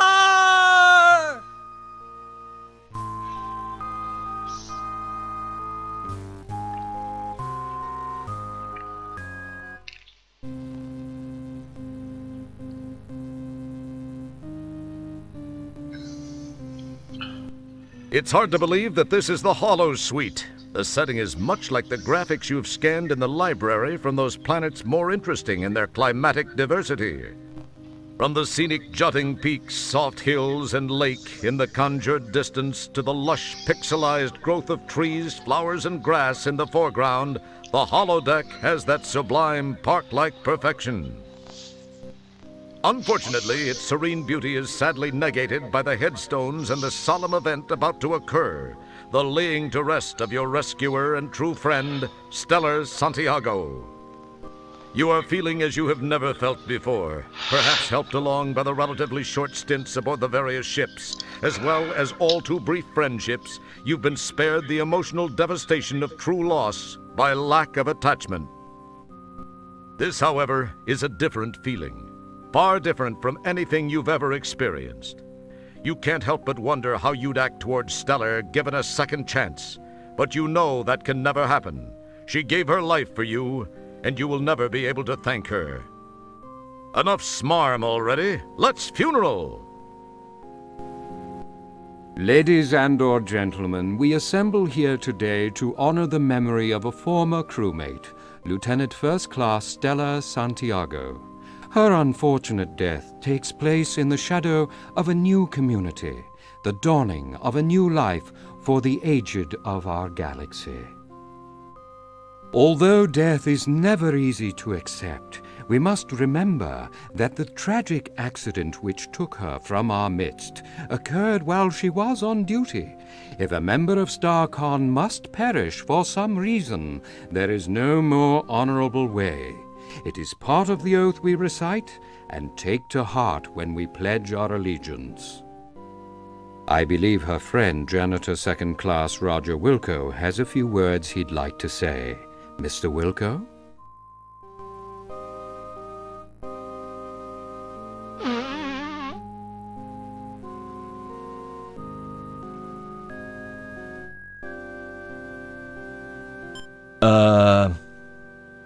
I only knew Stellar for a short time. I wish I, could have gotten to know her much better. To have had a deeper understanding of this, person I was proud to have called friend. Of my friend, I can only say this. Of all the souls I have encountered in my cleaning, hers were the most scuff-resistant.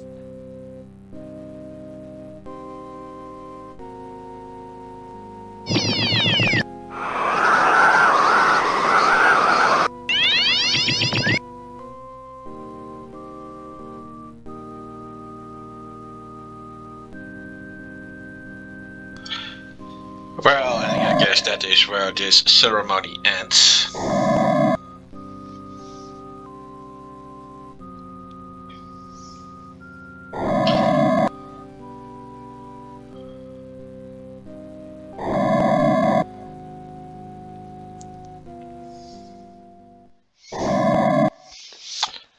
And well, this closes this holodeck program. Well, let's just go back to my quarters.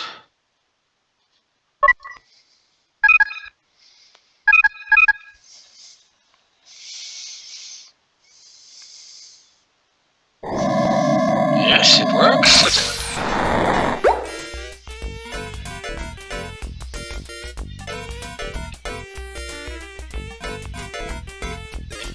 Of course, it is nice to check a few things out here. Whoa, it's the star generator remote control you found aboard the Sarian ship during Space Quest 1.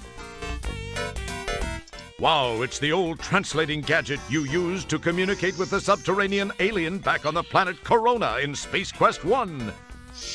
Too bad they don't make those little dilithium watch batteries anymore. Say it's the old hint book you found in the bargain bin at the software store in Space Quest 4. Ooh, it's your old Autobucks card from your shopping spree at the Galaxy Galleria after you saved the latex babes from that hideous sea slug in Space Quest 4. It's expired, unfortunately, but then you don't need much money aboard the deep ship. Besides, people would talk if they saw you dressed that way again.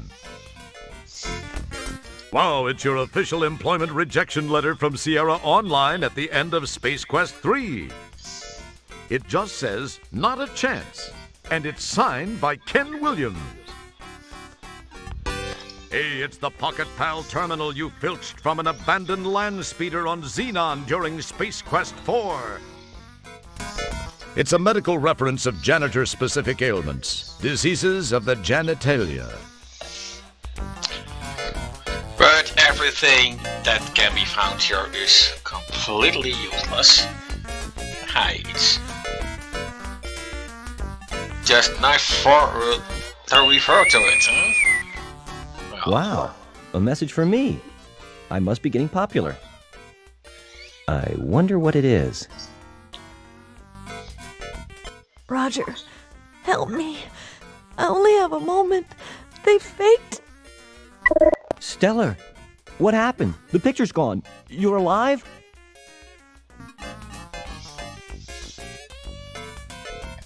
Well, and from here I'll be going into some business. First of all, I will need to go into the entity database and check out the known races. 2 known races and the Vulcars. Well, the Vulcars are a peaceful race of brilliant and logical thinkers whose only real joy in life is to stride around the galaxy with superior attitudes and correct other people's grammar and spelling. I guess we call that grammar Nazis or language gurus. They also enjoy designing outer space strategy simulation game. This makes them nearly as insufferable as university academians, but not as well paid.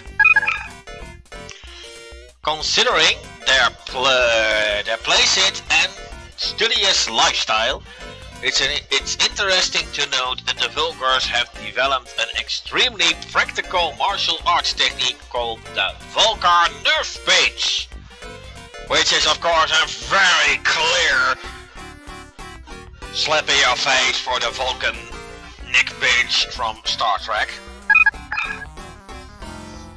This is a tactical oral maneuver in which the pincher pinches a bundle of nerve fibers at the base of the neck while whispering dialect from either Tango and Cash or Hudson Hawk.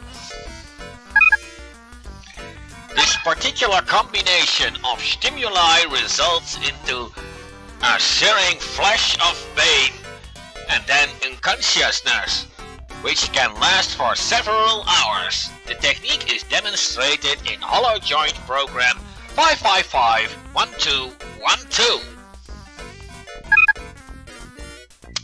Well, that's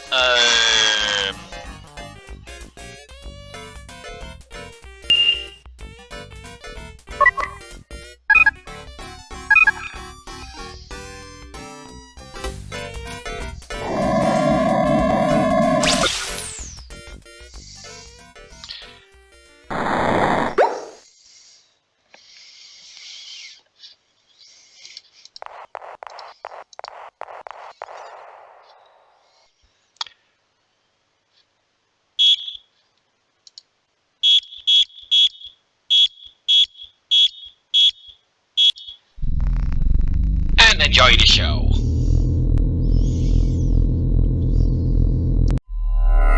Welcome to Hollow Suite Program 555-1212, the Vulgar Nerve Pinch.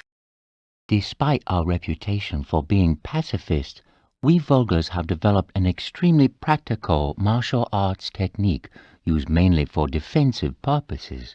It is called the Vulgar Nerve Pinch. This is a tactile oral maneuver in which the applier pinches the bundle of nerve fibers at the base of the neck while whispering into the victim's ear dialogue from either Tango and Cash or Hudson Hawk. This particular combination of nerve stimuli and loss of cerebral control due to the torturous mantra of movie dialogue results in a searing flash of pain and then unconsciousness. In effect, it is similar to a temporary orally induced lobotomy. Victims are soon rendered unconscious for several hours.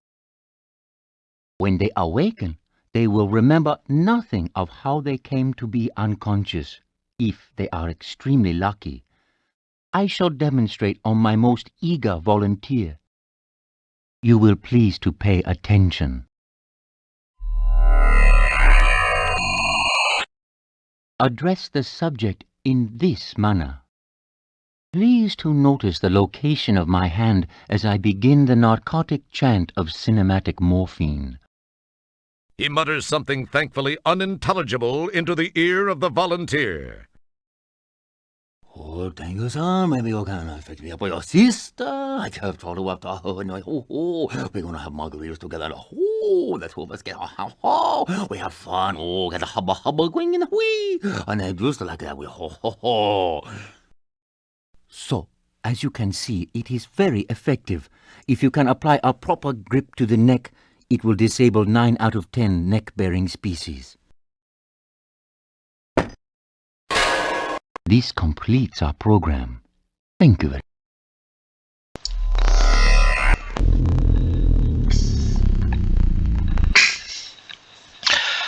Well, you must have run this holographic program, otherwise Roger won't be able to perform this trick on the place I need to.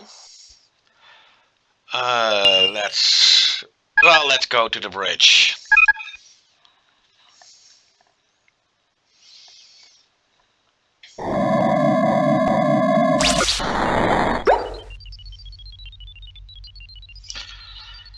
Yeah, well, Kielbasa being a feline is of course very well being parodied here. Most of all by the shape of the captain's chair being shaped like a cat post, which cats used to crap on. The upside a bit like a cat, how do you call it, an English basket, and of course a litter box. Now let's have a little chat with Kielbasa about that message I received from Stellar. Commander Kielbasa, you're going to think I'm crazy, but I've just received a distress message on my compost.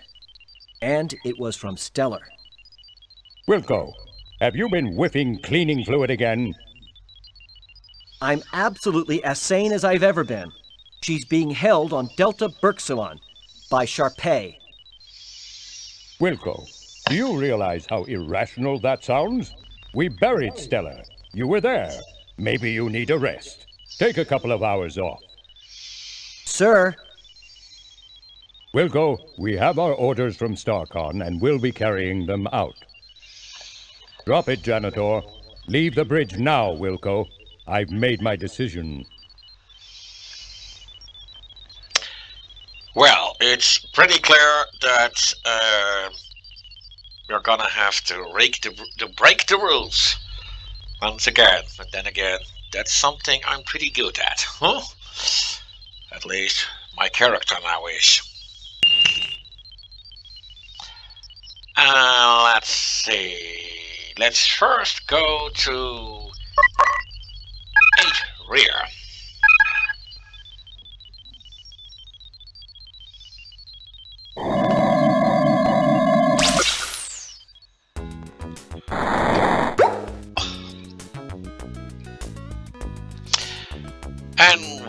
this guy in the yellow uniform is the guy to talk to, an android.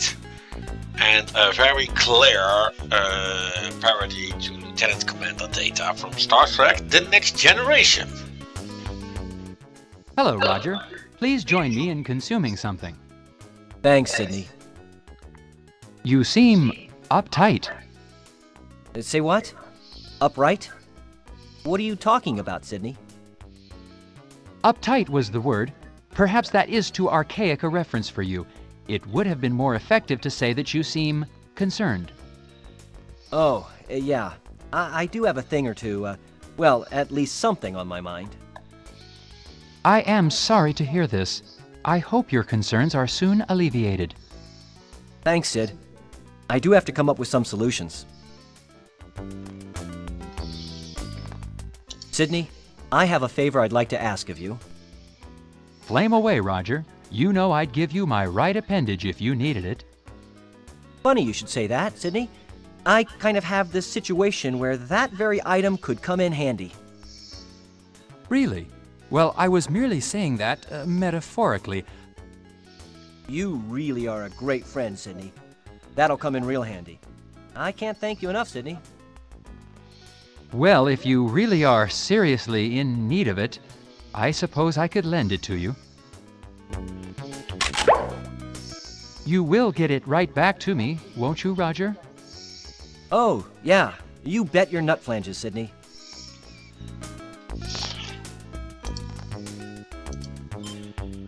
Well, I won't be giving it back during the course of the game. If Sydney ever got his arm back in the events after the game, well, since this was the last Space Quest to ever be released, I guess that one will never be answered. Now I need something else from Sydney. Sydney, I kind of need another favor. I need one of your eyes. Pardon me, Roger. For a second, I thought you said you also wanted one of my eyes. I must have my auditory circuits diagnosed. Well, actually, Sydney, I could use one of your eyes. Are you certain, Roger? Well, I guess if you really need it. Oh, I do. I really do, Sydney. You're a mechanized lifesaver. You will return them soon, right, Roger? Oh, of course, Sydney. Real soon. Listen, I've got a couple of things I've got to attend to. I'll see you soon. Thanks, Sydney. As long as you say it will be soon, Roger. Oh, yeah. See you soon, Sydney.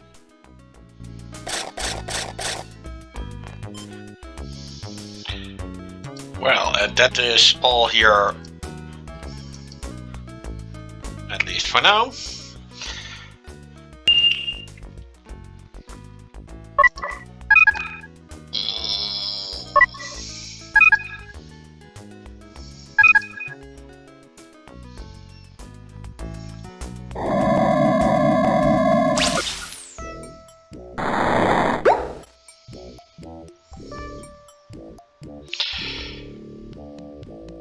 Well, this is not really the way to do it, but I have to do it.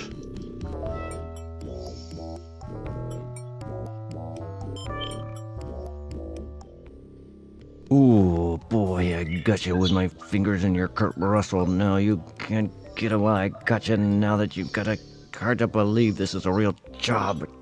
Oh my god. So how come you're not going down? I got you with your mumble jumbo and your hobbit chubby. Ooh, boy.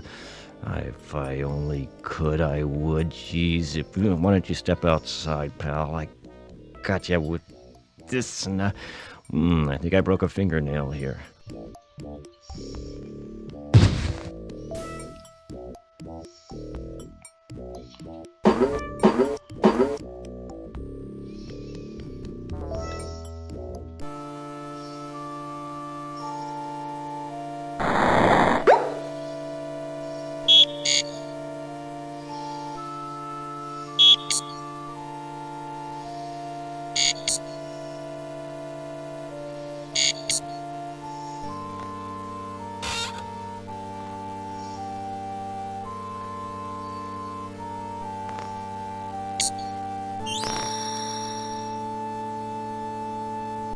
Enjoy. I'll be back to pick up the cart. With the force field on, I trust you won't be going anywhere. I have some matters to attend to now.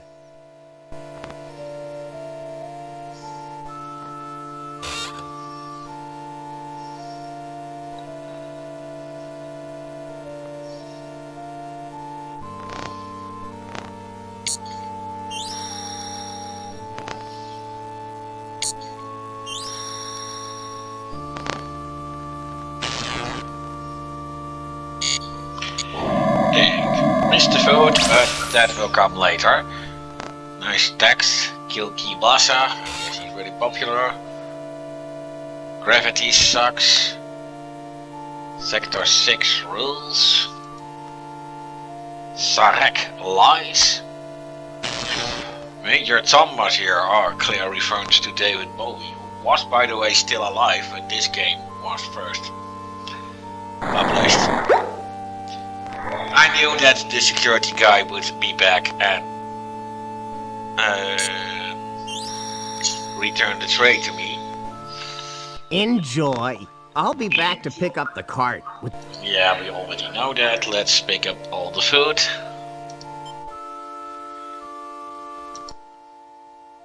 While that's an interesting idea, even Dorf would notice that something would be missing where there were two things: the cart and you.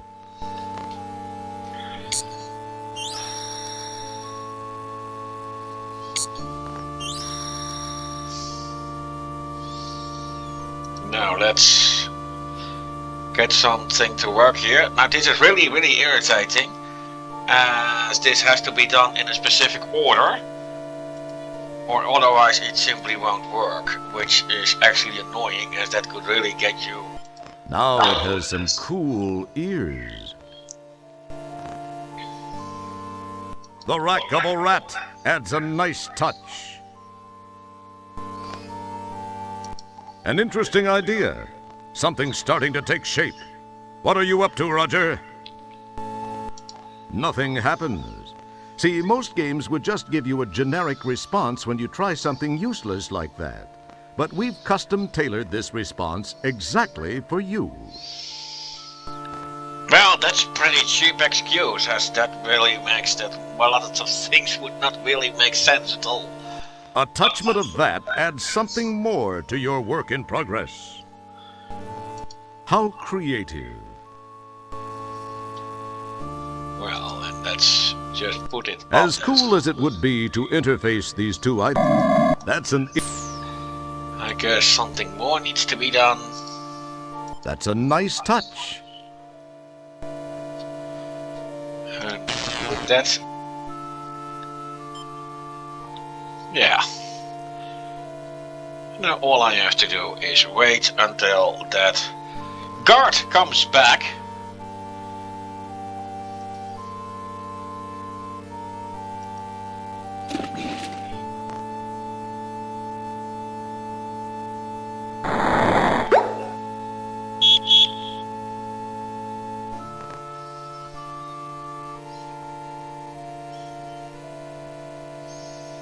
Whoa, I see you have a visitor. I'll leave you two alone, but you know the rules. 10 more minutes and they have to leave. Yikes, it's a good thing Dorf's so vain about wearing his prescribed much thicker glasses. That was too close.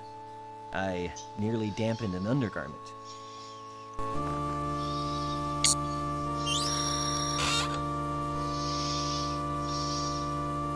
Enjoy, Mr. Wilco. Oh, the cushy life will be a vague memory after you are sent to one of the labor camps on Daventry 8. Daventry 8. It couldn't be much clearer to have a reference to King's Quest, when Daventry is of course the kingdom of King Graham.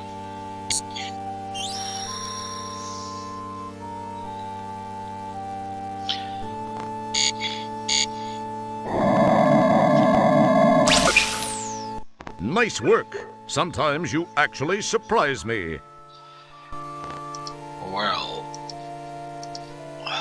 You don't need 2 donuts. Okay, if you say so.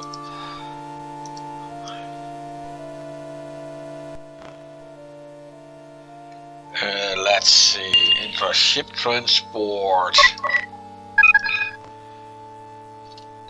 Sick bay.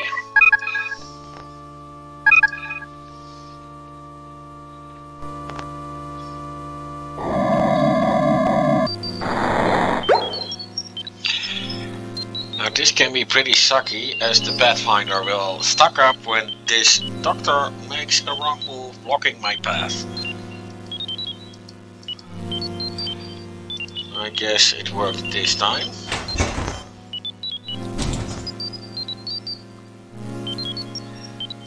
And let's get the hell out of here.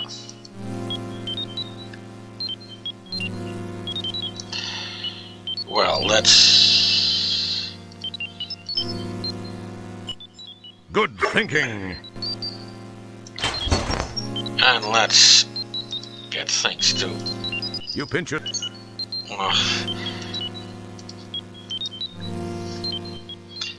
That's what has always been a bit of a nasty thing about the Shara adventures.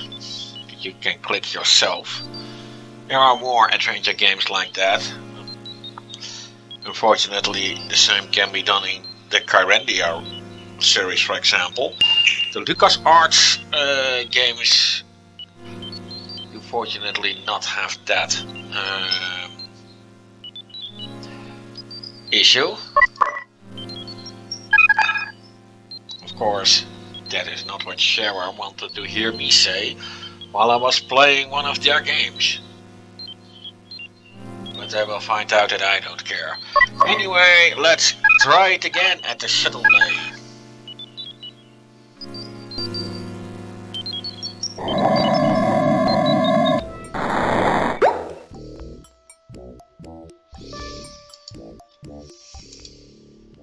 You're being watched.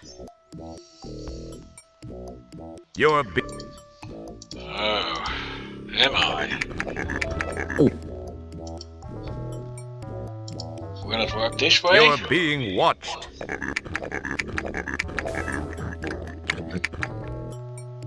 You're being... Excellent guess, Kreskin. Wrong. Now...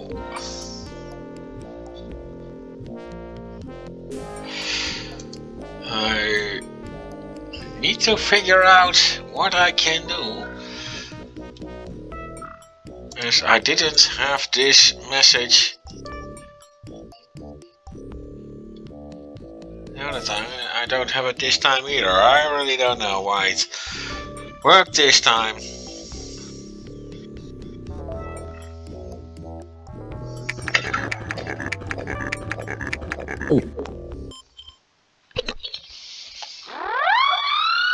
Yeah, well, I guess this is a little reference to, well, this dancing frog and a few other characters, one more crazy than the other, and of course the whirlwind that Tasmanian Devil is kinda famous for.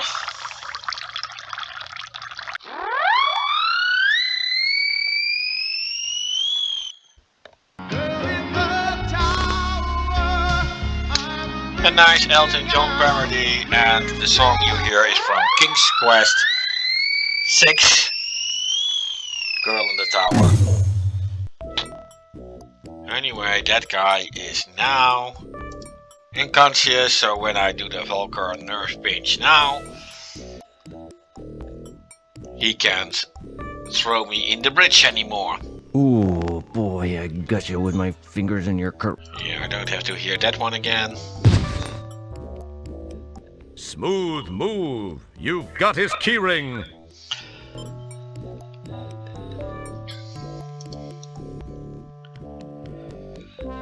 This is a bit of a strange way that Roger moves. I'm really not...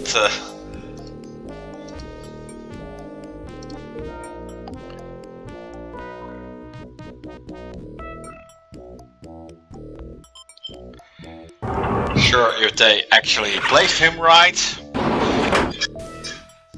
But the door opened.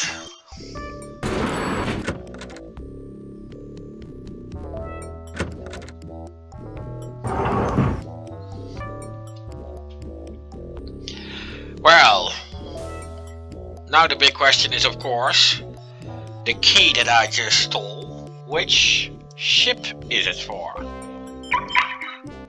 The shuttle's alarm is now deactivated.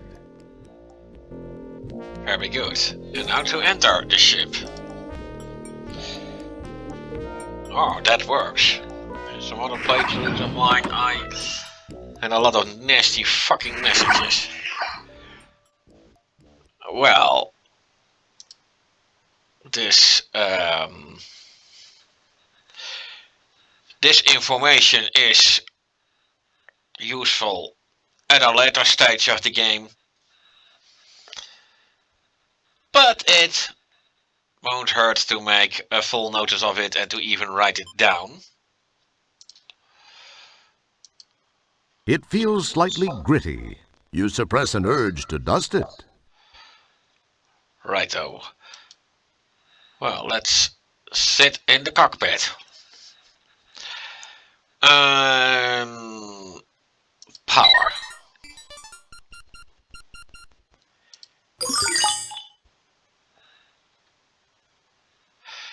Yes, I need to set things right. Now, the confirmation code lasagne actually refers to the medical formula abbreviations of the fuel that should be in the tanks. So if you write down all the formula abbreviations together, then it should form the word lasagne.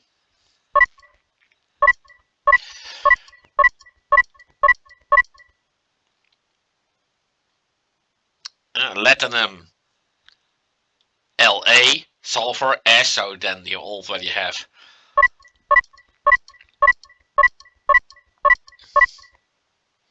right? And silver is the chemical formula of silver is Ag, and neon is Ne, and so all the stuff will spell lasagne. And if I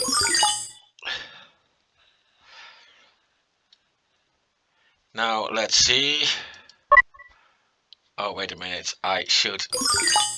Yeah, and now I must identify, and it works by iris scan, of course. Let's see if this sucker works.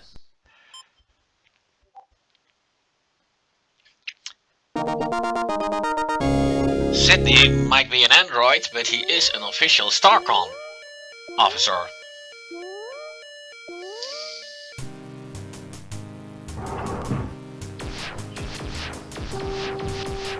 Yeah, clear reference to Star Wars. Here's your fish! And someone has to throw me that fucking fish.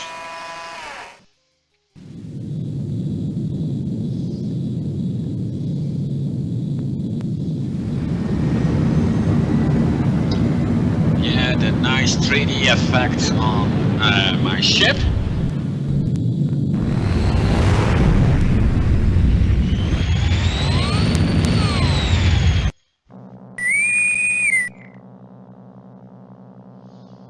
Janitor Wilco, what are you doing? You have no authorization to take that shuttle. To make matters worse, you have launched into the middle of a super double reverse anti-anomaly.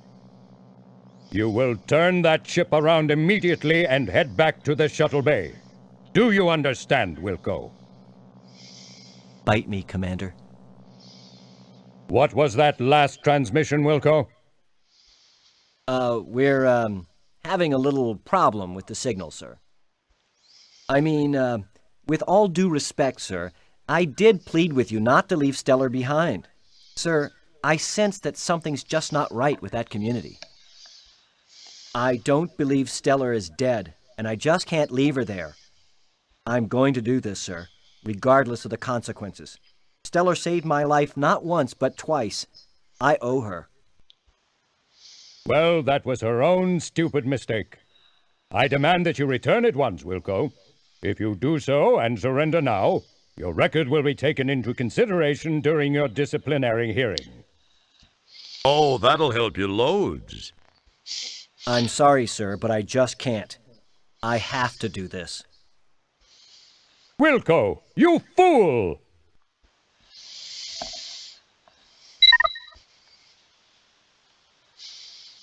Just then, the shuttle is sucked into the anti-anomaly. Communication with the deep ship has been disrupted.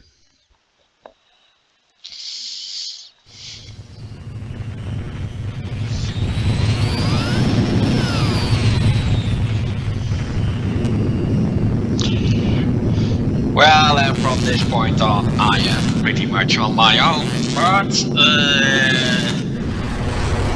basically the largest portion of the game has already been played by now, but there's still a lot to do before the end. Well, basically I'm just lost in space now. At least I can get some stuff that I will need soon. And let's open the trunk. You pull the handle and hear something release on the outside of the shuttle. And the hood. Well, that is, I guess, a bit strange for a shuttlecraft. Of course, you can't go outside without a spacesuit. It's a vacuum outside after all.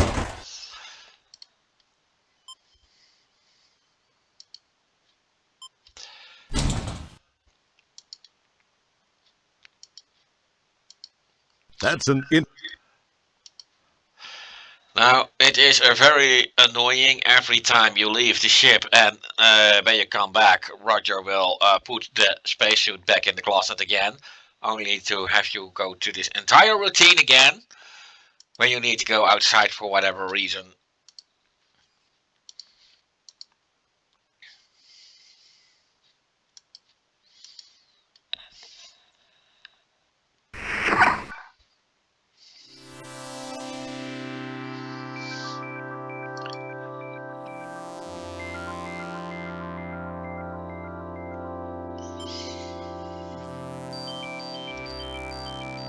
And these are the emergency supplies that I will need. They are actually pretty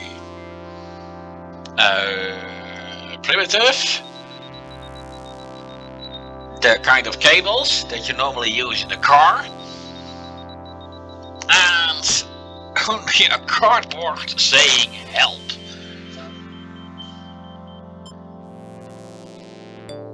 And well, enjoy the show. There's one thing I need to look up in the meantime.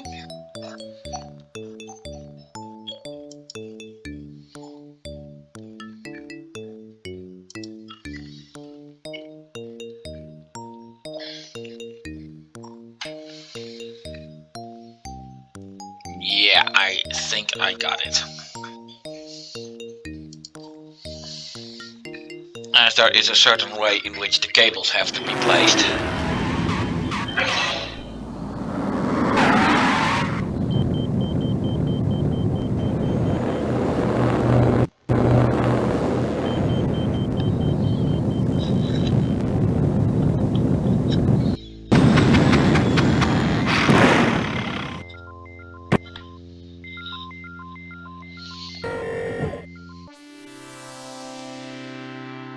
Hello, sweetheart. You look like you could use a little assistance. Is there anything I can do? Well, yes, there is. Thanks for stopping. Well, you just name it, I guess. It seems I've stalled my engines. Could you give me a jump? I have cables. I'd jump you in a heartbeat, dollface. I guess you must have got caught up in that anti-anomaly. It can be a real pain in the... Well, anyway, let's get it done.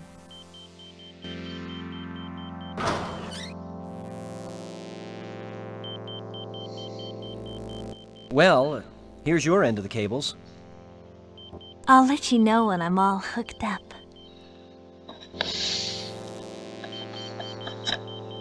contact.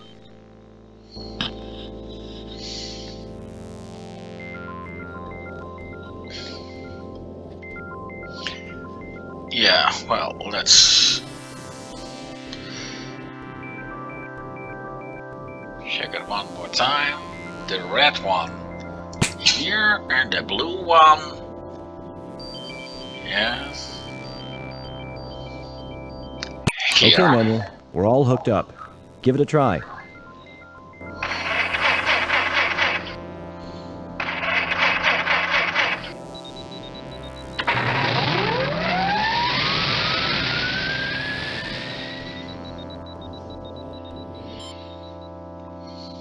Bye-bye, Sugar Bunny.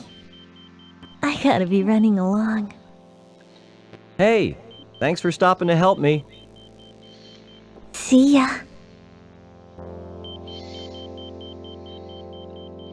And something tells me that we won't be seeing her ever again.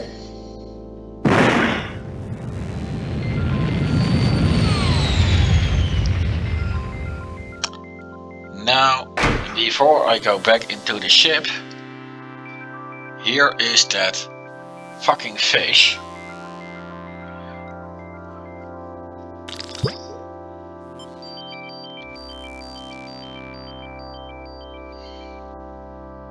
I guess it serves a bit as a red You herring. neatly replace the EVA suit in its proper place. Now you see someone sitting here, that's just a hologram. The holographic co-pilot. My sole purpose is to help you, sir.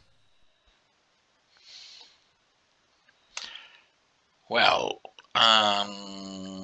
let's see, what was...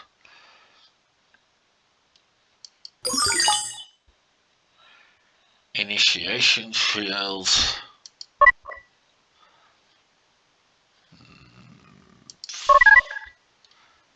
Yeah... Sir, I believe the divalium crystal is still offline. Okay.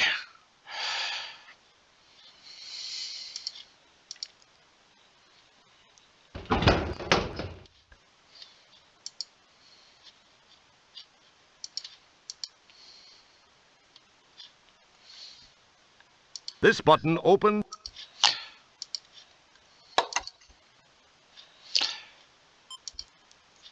This is what I need now.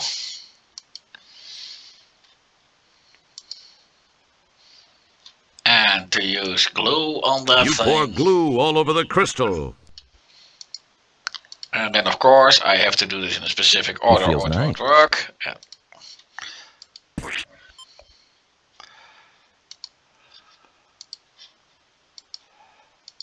You hold the glue-coated segment to the broken divalium crystal for 10 seconds to set the glue.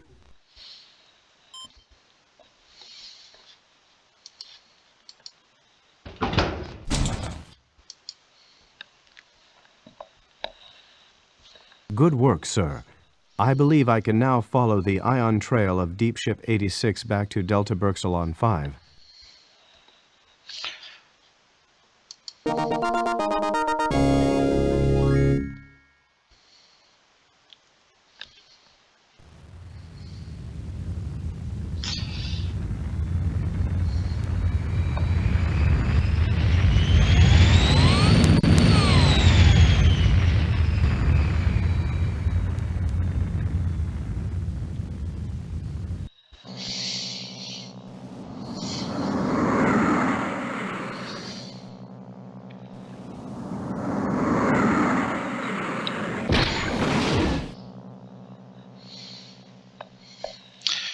Well, I don't need my spacesuit this time as I'm now just on the surface of an inhabitable planet.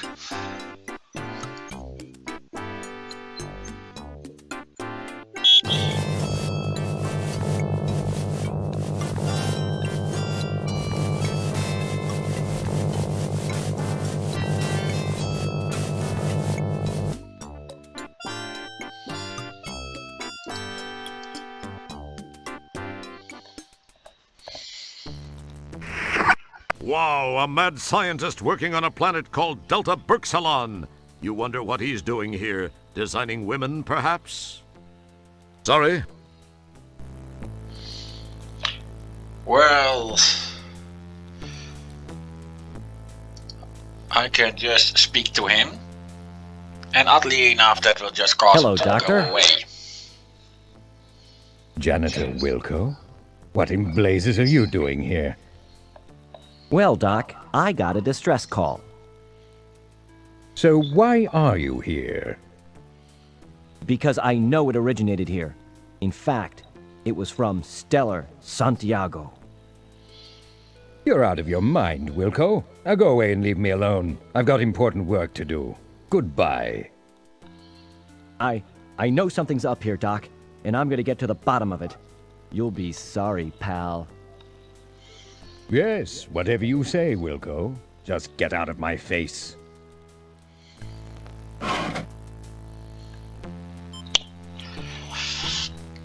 Well, I won't be needing him for the time being. And he won't actually be a threat to me at all. Anyway, let's look through the box of high-tech stuff.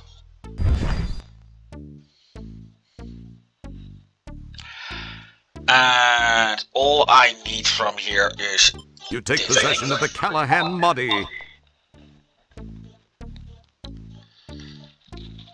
And basically that's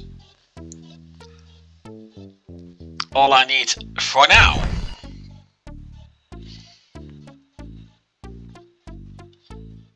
The door is a... Do I just have to use that keypad? Yes.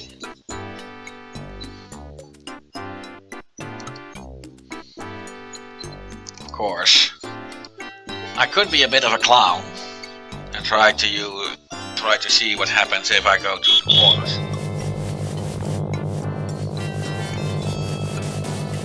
I don't expect to find anything there anymore.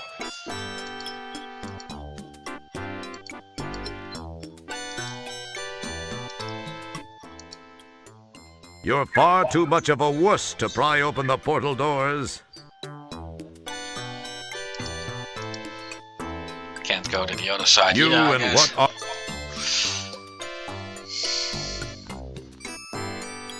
Sealed forever, I guess.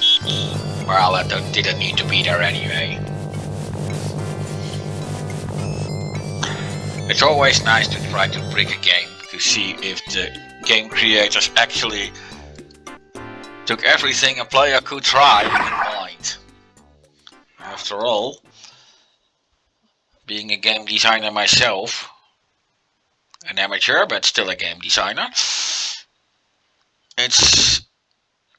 you should always be aware, or I should always be aware, that the players can always do things that you don't expect them to do. Which is of course the annoying side of the job. Sir, I believe I may be able to tap myself into the PTS and perform a limited set of functions. PTS? Yes, sir. PTS, the Photo Triangulation System.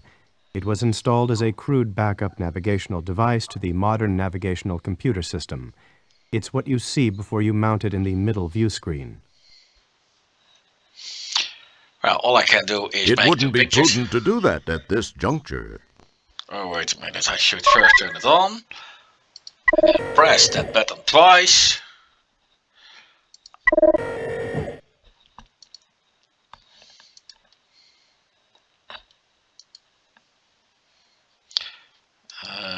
You peel apart the photo and negative from your first PTS image. Well, very good. And let's put that on the scanning screen. And let's try the other. You peel apart the photo and negative. And this You get time finger... Let's see. It's the negative from the second... Yes, that's the one I need. The PTS is online and working. We can now launch to polysorbate. Did that really make sense? No, it's... I guess it was pure luck. I found that out myself. Well, let's go to Polysorbate, which is of course the same planet as where the game began.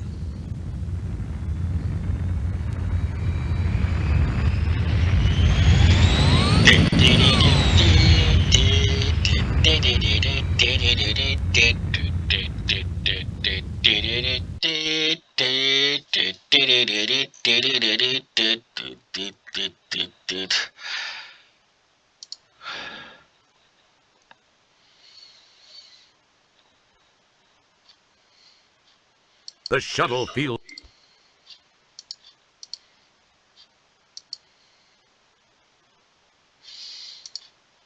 Let's have a chat with my... Your whimper is my command, sir. Yeah, beam me down.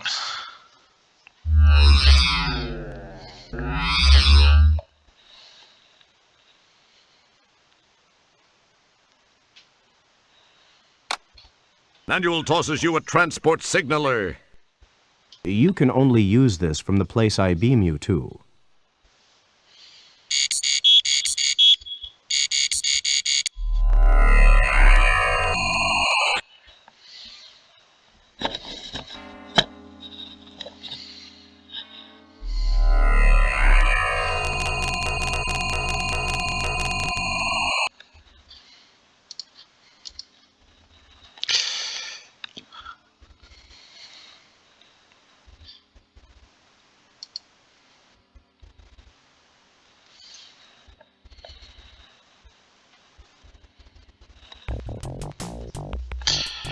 Well, let's get this over with soon, as this guy is a bit disgusting, but he is the same guy that you met in Space Quest 3, Fester Blatz.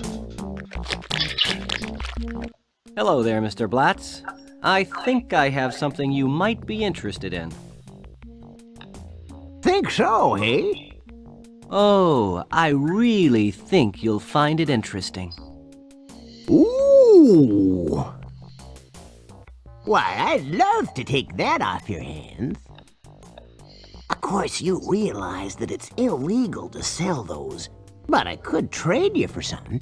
Look around and see what interests you. I could really use a cyberspace jack. Tell you what, I'll trade you for one of those fine specimens in the case. What do you say? No, I want the jack or it's no deal. Oh, now take it easy, Sonny. I think we can do business.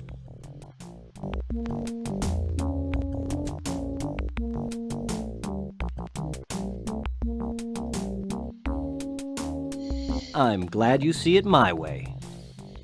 It's been a pleasure. Take care, Fester. I gotta fly.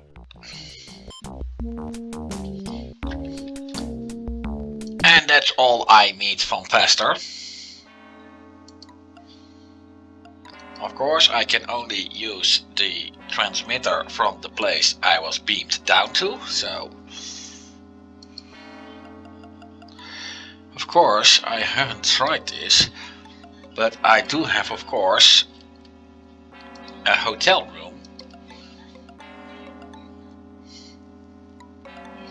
Of course, do I still have the key card? I guess I don't. Just a waste of money only to get myself kidnapped. As I was really wondering if they really put some work in that hotel room. I guess they didn't. Let's see.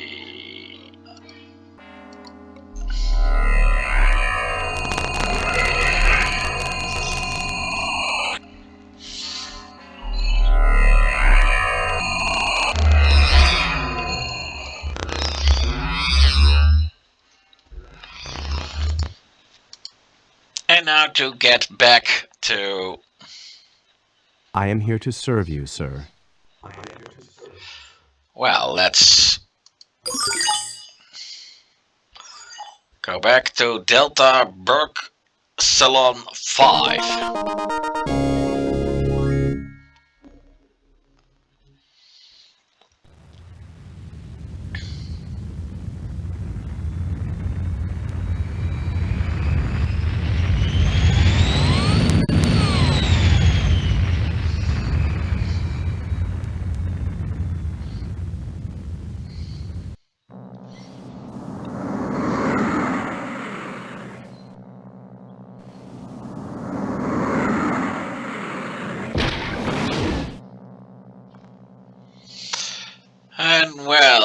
that was the last time I will travel through space.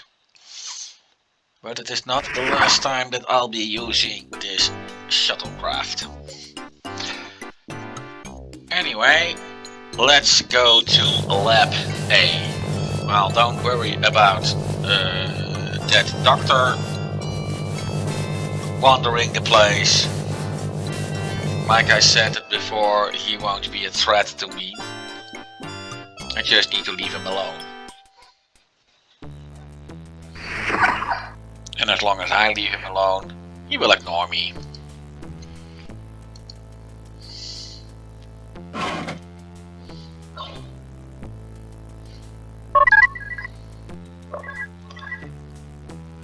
Cyber functions. Insert the cyberspace jack now. That's this thing.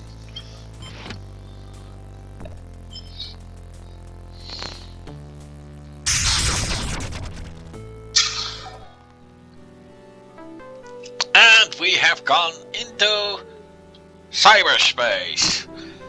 Now this looks all like a maze drawn in the style of the famous artist MC Escher. However, the road is actually quite straightforward, as there are no sideways except for this broken bridge.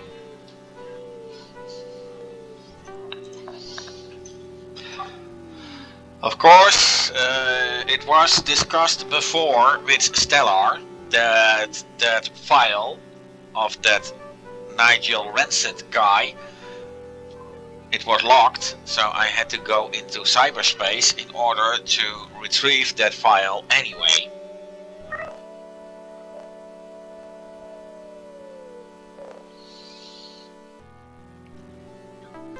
So that is what I have come to do here.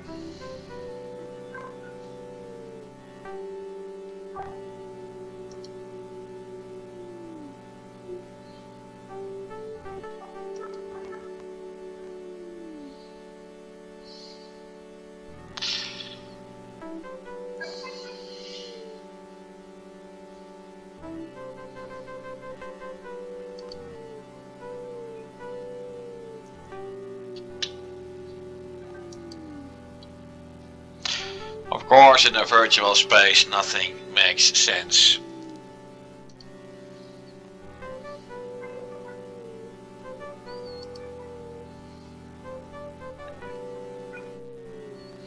And the birdseed, I guess Wile E. Coyote has been working around here.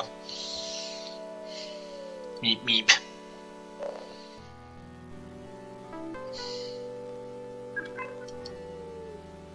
And then I will end up here, yes. And this way I will come to the office.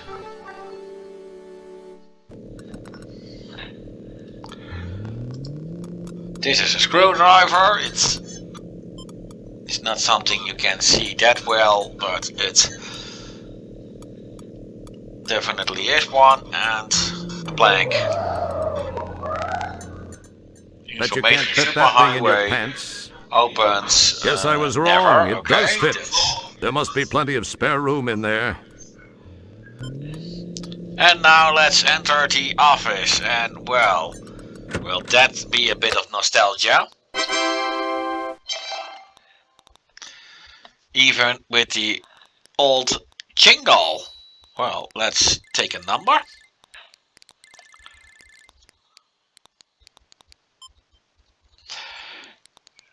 Now let's...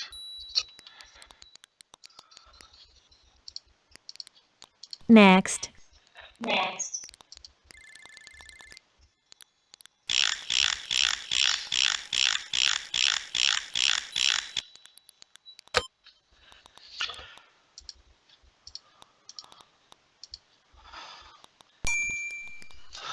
Does your number match the one shown by the counter? As a matter of fact, I do possess that number. Read it and weep, pixel woman. Oh no, you can't possibly. Oh. Well, I guess you're right. You bet your pallet, little 32 by 32 pixel mama.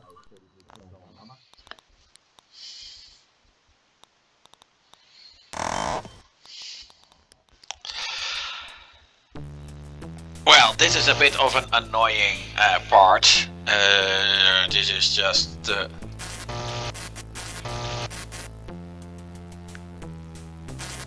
a bunch of drawers to dig through, and this is the wrong one.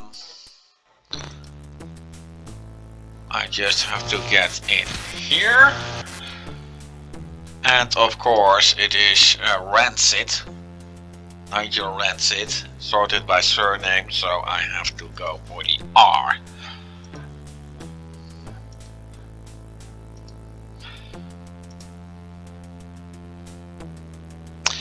Now, if you have a bit of a keen eye for it, you can already see which drawer is the movable one. If I try to open the wrong one, it will just say... That file apparently doesn't want to open. But you can already see that here the borders are a bit darker. Of course, this is too high for me.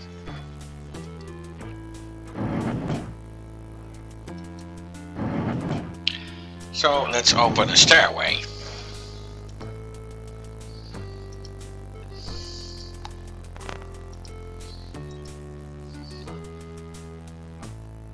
Well, Nigel Rancid. Now let's check in my pockets, as this is not the only file I need. Nigel Rancid and his brother Singent are hired thugs.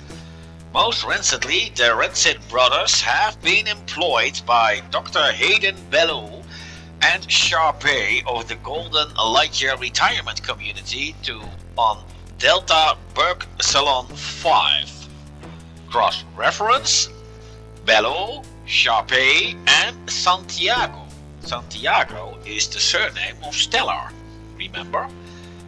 So that leaves me 3 more files to obtain.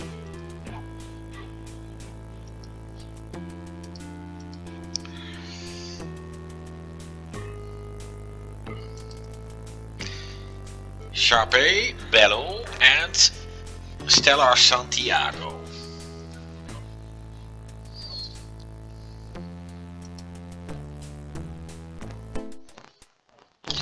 Well, of course, Sharpay and Stellar Santiago can be found here.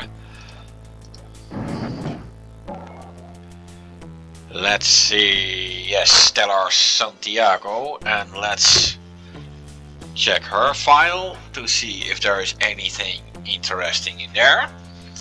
Corpsman Stellar Santiago was a member of the Starcon fleet before her departure from this world while attempting to rescue Janitor second class who was stationed aboard the SCS Deep Ship 86. Cross references Sharpay and Bellew.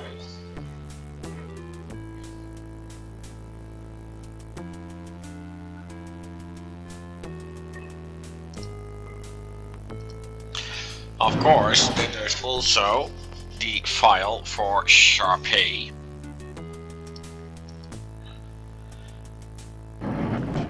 Which actually happens to be in one of the higher drawers.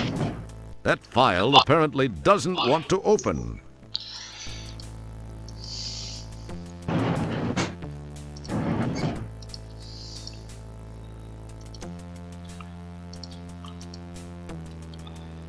Sharpay.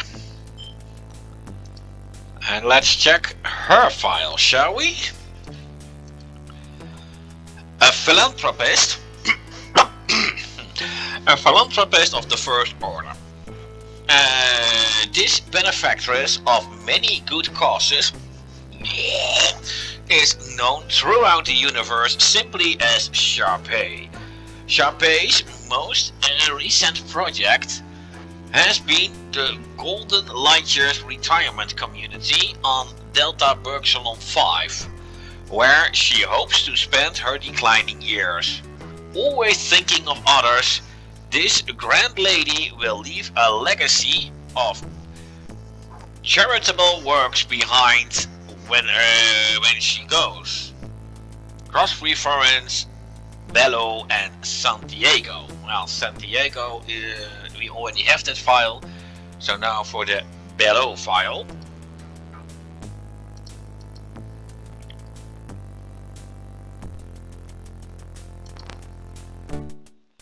And that is not the last file, there is one more file that I need. Oh. Yeah, you can see the starting letter, but that is actually the A till I.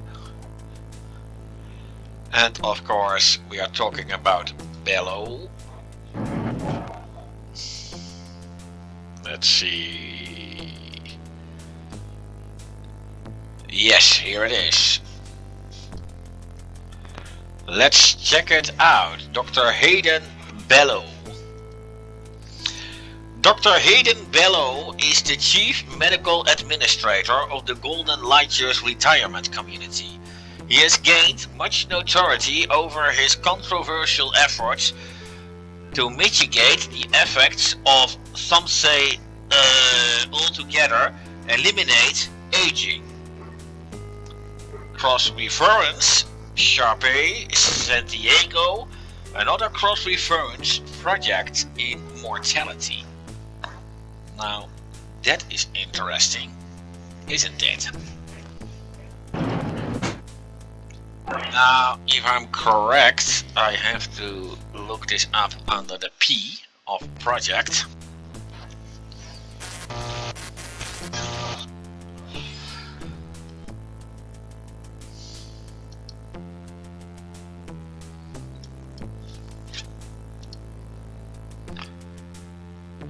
Yeah, you can already see where this goes.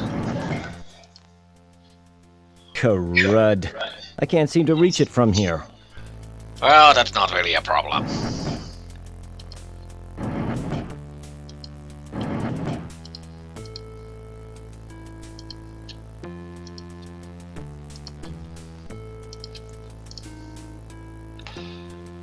Project Immortality.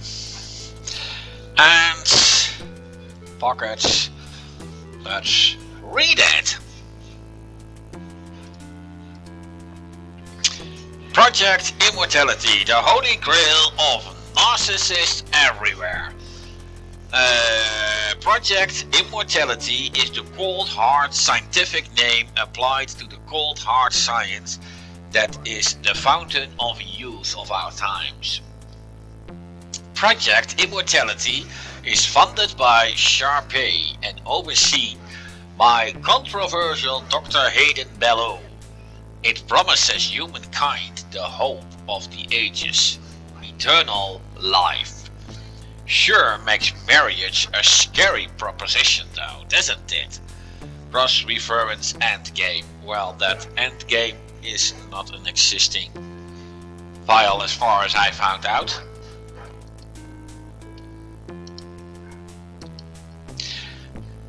Of course, and this is of course pretty obvious, I am in cyberspace now. In other words, in the digital world. You cannot carry things from the digital world into the real world. So I have to do something. Well, it's not really that hard to make sure that I can transport everything to the real world.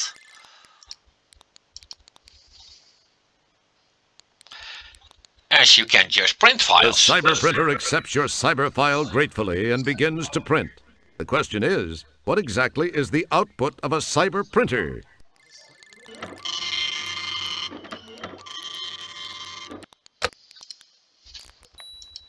Next.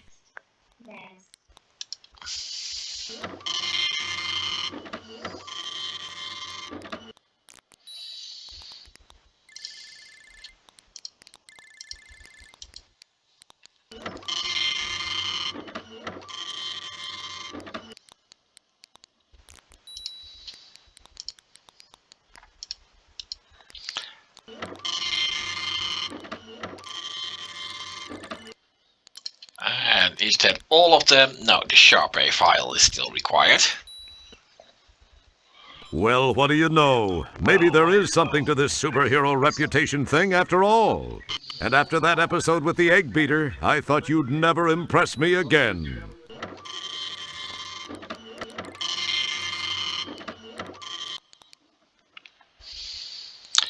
Well, of course, that upper window is pretty useless. This world's a great big ball of dirt. Next. A billion souls. It wouldn't be prudent to... Don't touch that. We don't know... This world's a great big ball of dirt with 50 billion souls who like to sit around and veg down in the dark like moles. But me, I'm just the... Well, I guess it's a nice feature. And of course the closing sound. Well, that leaves my business done here. And that broken bridge will be my shortcut out of here. Now it appears that some philosopher once claimed that a shortcut is the longest distance between 2 points. You smartly drop the board in place, spanning the gap between the 2 bridge sections.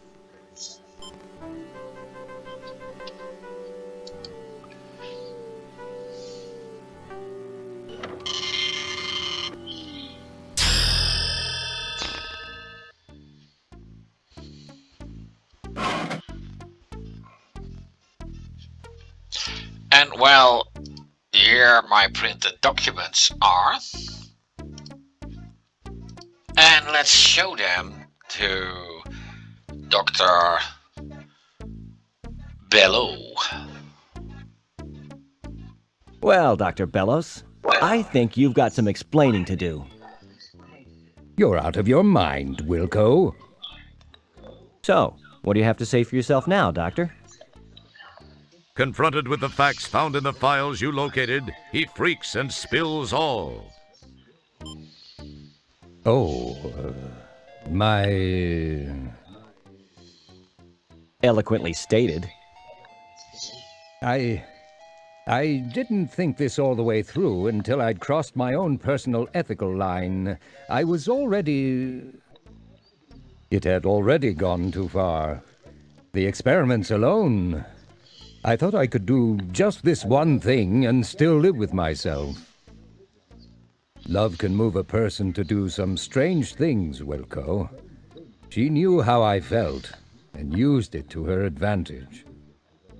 I think I know what you mean about that love thing, but wait a minute. Slow down. Are you saying you have the hots for... I mean, you are actually romantically intrigued by Sharpay? Wow. You are serious. I agree that love can make you do some weird stuff. In this case, though, it made you do some stuff that was unethical and illegal, Doctor. Where is Stellar Santiago?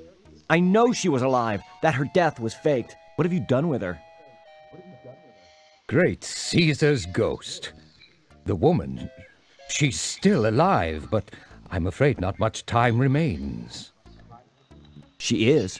What do you mean, not much time remains? As you must realize by now, the Golden Light Years project was merely a front for the research I'd been conducting per Sharpay's wishes. She is intensely fearful of death. You probably didn't notice that she is getting up in age a bit. Yeah, who could have guessed that? In very simple terms, Janitor Wilco. That's janitor second class, pal. And don't you forget it. Excuse me, Janitor second class.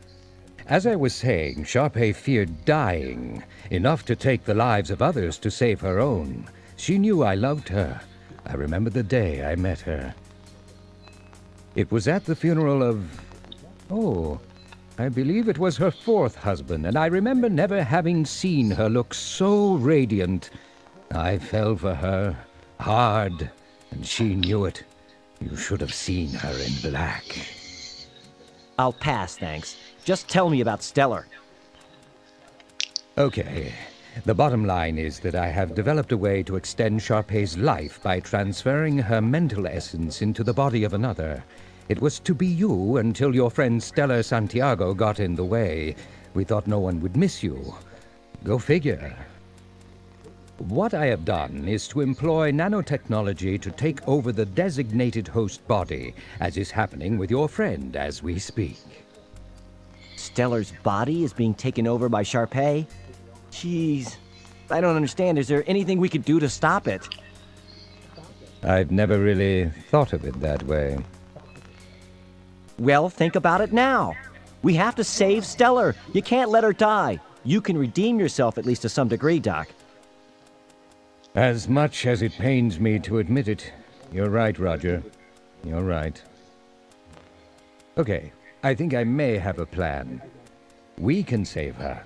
There are some interesting spin-off technological breakthroughs. I'm going to send you in to stop Sharpay. Say what? No, I don't think... It's her only chance. If you seriously care for your friend, you'll do this. Oh, the only way, huh? The only way. Well, okay then. I hope you're sure about this. I'm positive. Here's how we shall go about it. You will move your shuttle into Lab B. Meanwhile, I will generate new software for your shuttle's navigational system, which will help you locate the nanites, the very small robotic devices I developed for the intrusion. One of them is Sharpay. If you can stop Sharpay, well, your friend's chances of survival improve immensely. Then, once I have located and extracted you, I shall work to repair whatever damage may have been done to Stellar during the attempted incursion.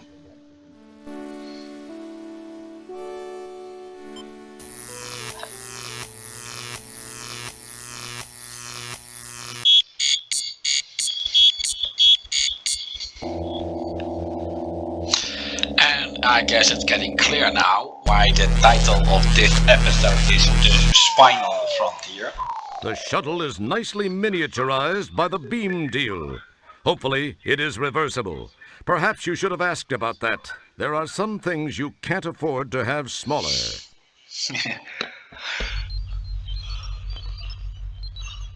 Well, I guess that's not the true concern.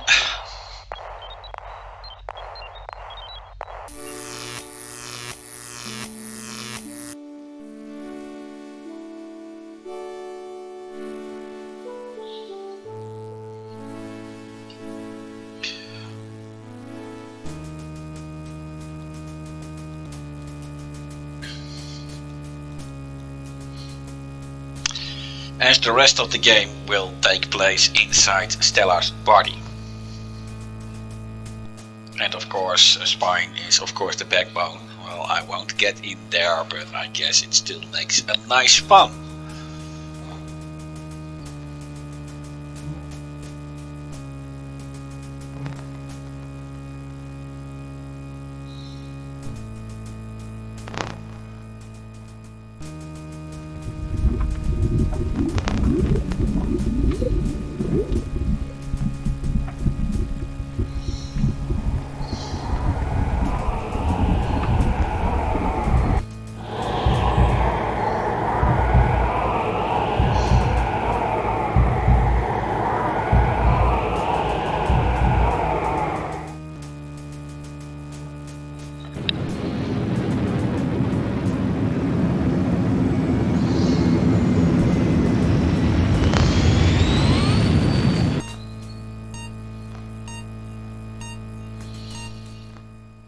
Whenever something says bleep, bleep, bleep, bleep, I guess it's always a pretty bad sign. I've ended up in Stellar's digestive system, and there I need to take care of the first nanites and do some serious repairs to my ship, as I can't move on to the place where Sharpay has hidden herself. So let's do this part first.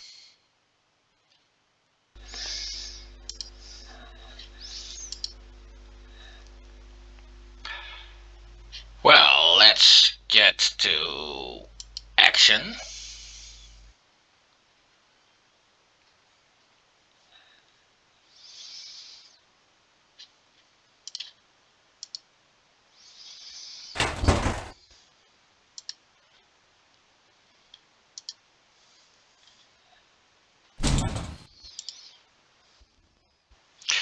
Now I do need to wear my spacesuit, but I don't have to wear my helmet.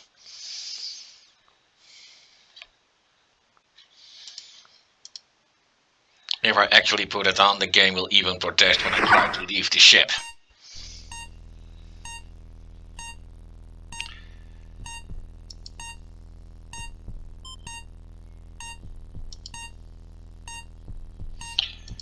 Righto.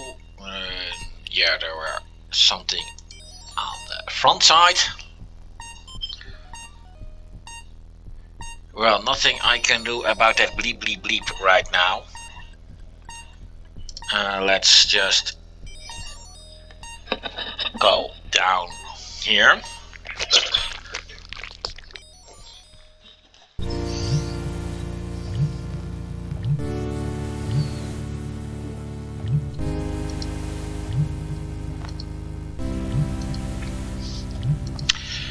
Well, one thing you will have to forgive me on.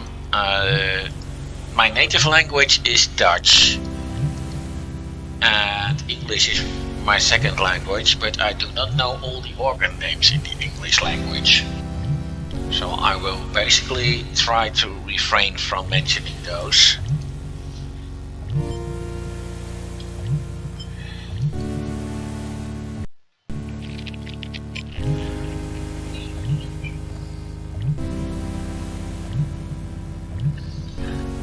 Unless I really know what the English name is.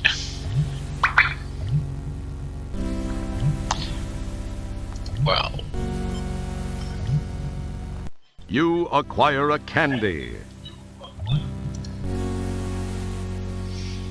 It is pretty clear that Stella doesn't really chew on the candy before she swallows it.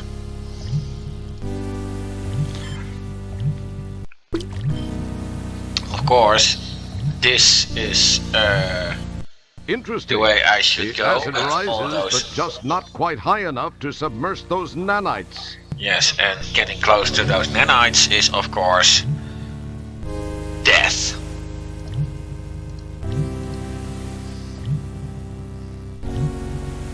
You acquire a candy. I wonder how much the manufacturer of M&Ms actually paid for this. Interesting. The acid rises, but just not quite high enough to submerge those nanites.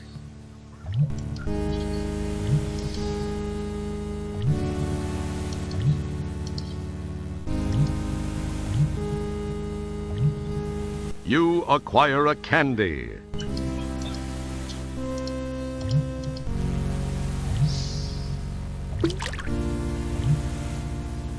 Interesting. The acid rises, but just not quite high enough to submerge those nanites. Not to worry too much yet. Now, let's see. I can use this staple and this, well, whatever it is, to get myself a grappling hook. Oh, yes.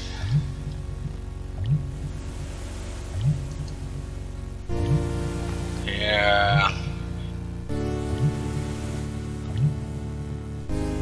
That's not going to work. We'll have to do this another way. I also like living dangerously, as Austin Powers would say.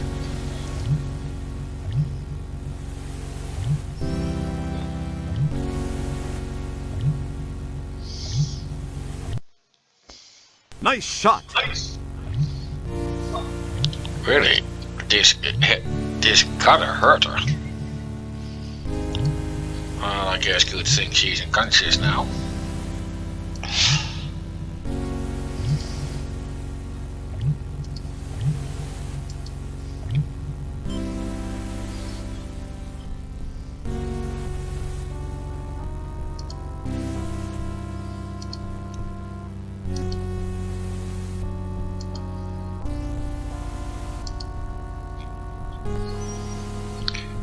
Well, let's try to get this pill.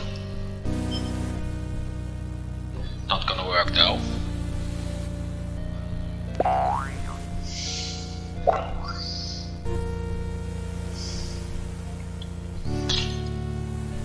And well, yeah, you really gotta think about this. Of course, those who played King Quest 4 could think about this, but clicking the wrong way would make this.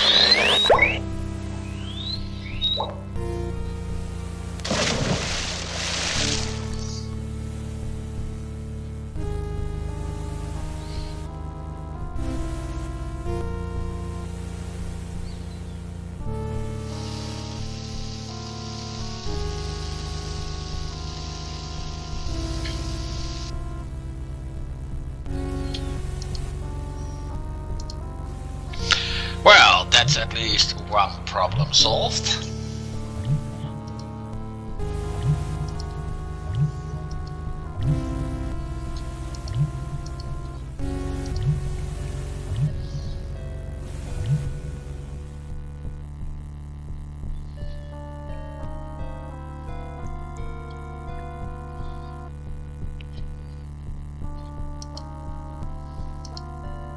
Nothing to do here, this is just a walkthrough place, and this is the way to go now.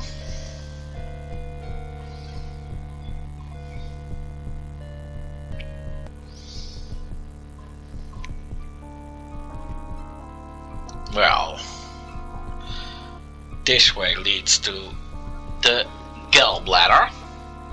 At least I know the name of that organ. Well, at least she still has one. I don't. Mine was removed in 2019.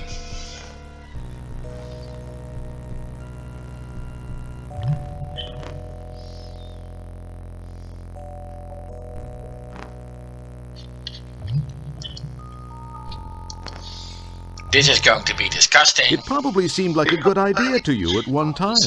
Oh yeah, that is. I'm a bit too quick. Nothing happens.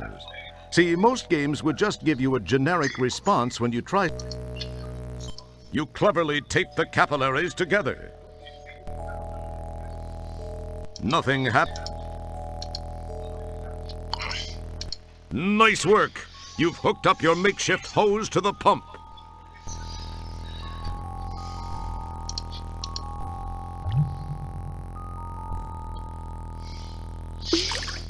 You chuck one of the taped capillaries over the muscular ledge. It drops into the pool.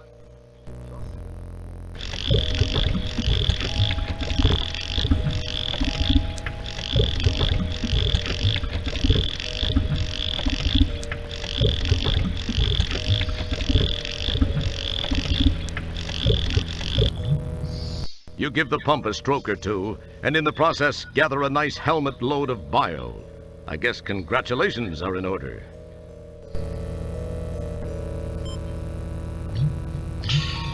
Well, I cannot clean up after myself,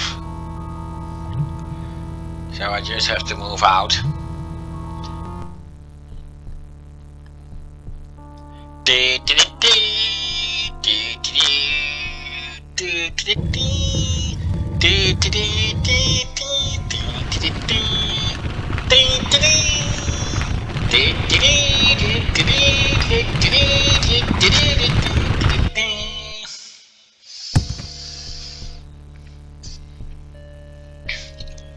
I guess that is one of the most parodied movie scenes ever, and this time with a gallstone. Well, I can laugh about it now, and the reason my gallbladder was removed was because of those things, and I can tell you, it's very, very painful.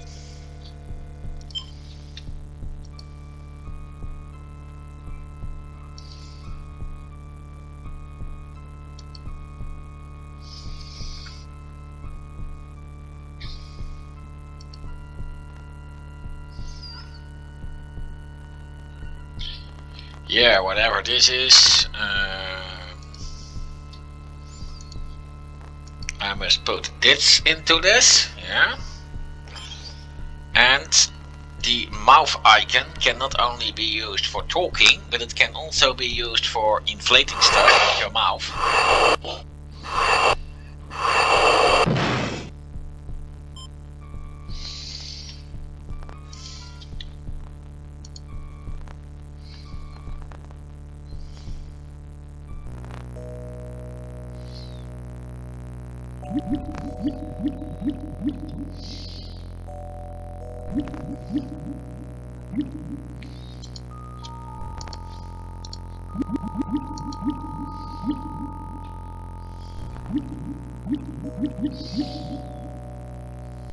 You maneuver your helmet beneath the drip and manage to snag a nice little dollop of the stuff. Yeah, the Isle of Langerhand. Well, part of an organ that I don't know the English name of, but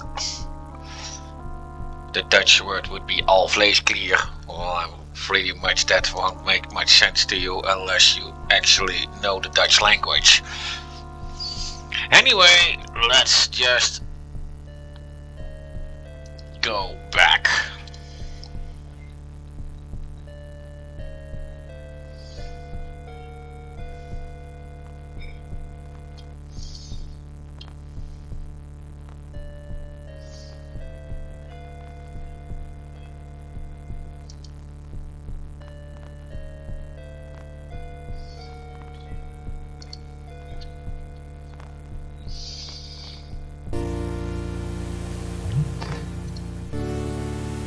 And let's now use this mix, well, stuff on this capsule.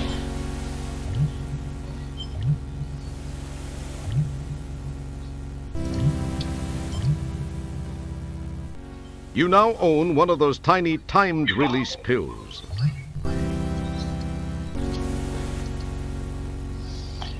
Let's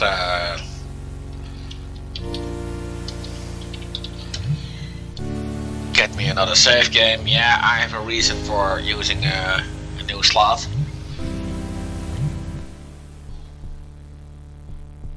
The game will terminate itself if I actually finish it, and that is very likely going to happen in this recording.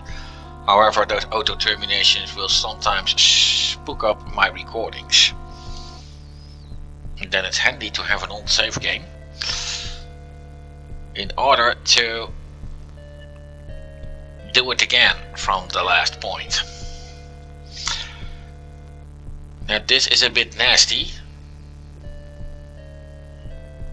as you could really get stuck here, as Roger easily takes the way back. Well, I guess he doesn't do this time. And here is a tapeworm. Now I don't think you should get too close to it. I need to put these pills into its mouth, or part of it. Impressive. The tapeworm suddenly becomes much more animated. And well, now I can write it. Please remember to keep your arms and legs on the worm at all times. Really sounds like an amusement team ride.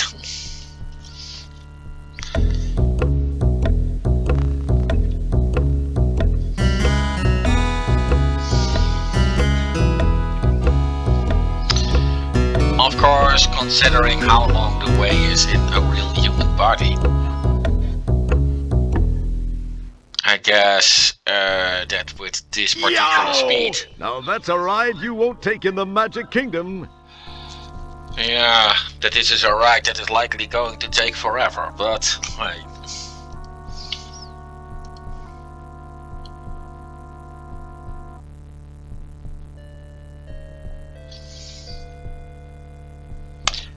I really have some questions about Stellar's eating habits.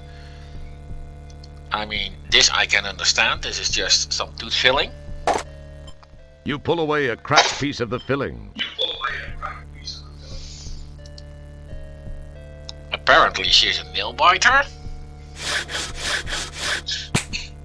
You snap off a shard of fingernail and gingerly introduce it into your pocket. However, a screw, a Buckazoid coin, and a paperclip. You carefully, very carefully, stow the paperclip in your pocket.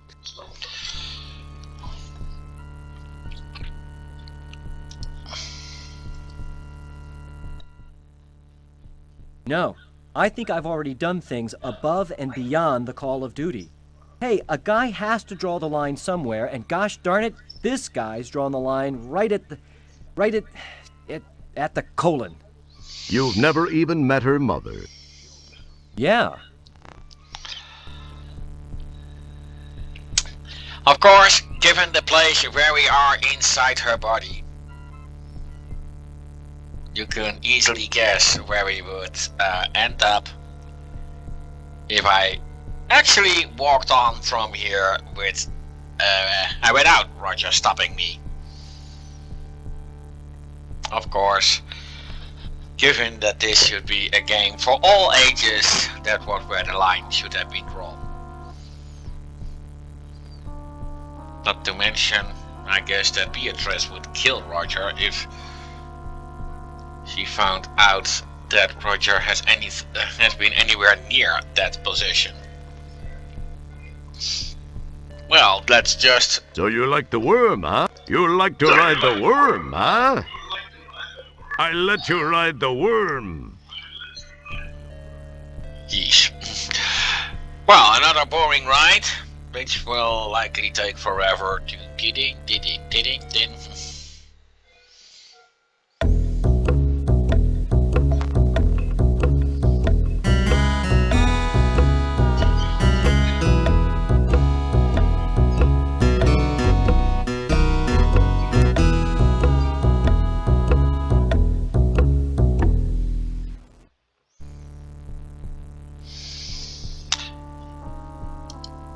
Well,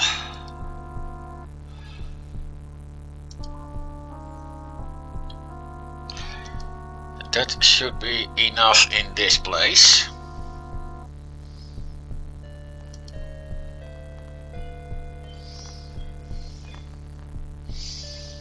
So let's fix up my ship.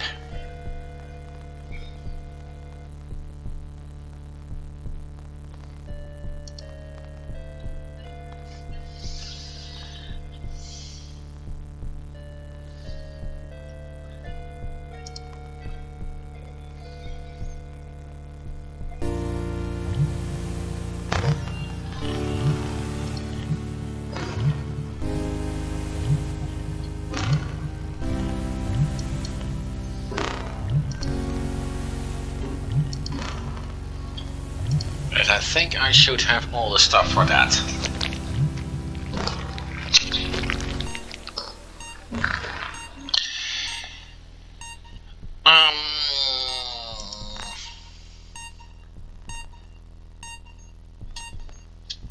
Let's see, this is the...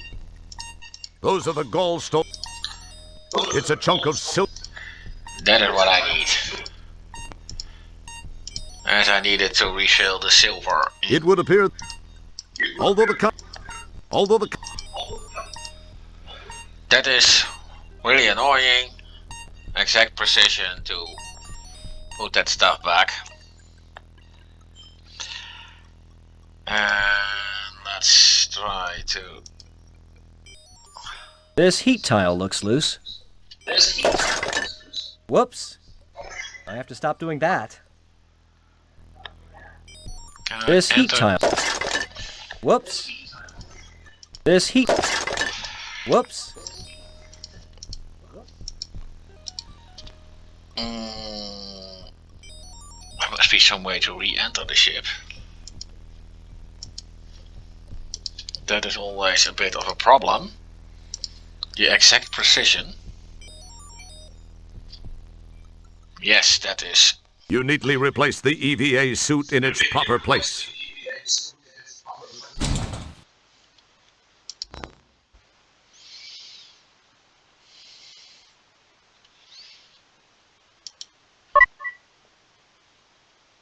Don't pick at it.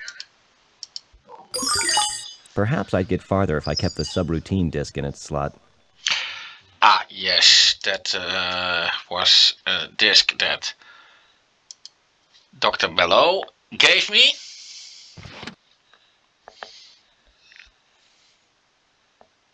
Back by the numcut now scanning. Of course, there's only one place where the nanite that is Sharpay herself could be, and of course that could only be in the brain. After all, that is from where the body is controlled. So if Sharpay really wanted to live again, that is the organ to be taken over.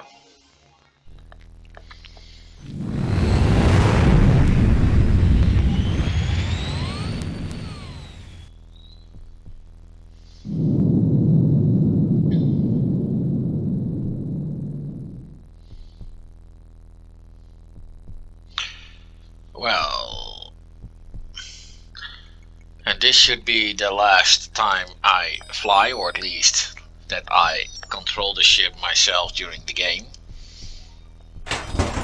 as this should be where the game will eventually end. Of course, before I get to that point, there is some work to be done.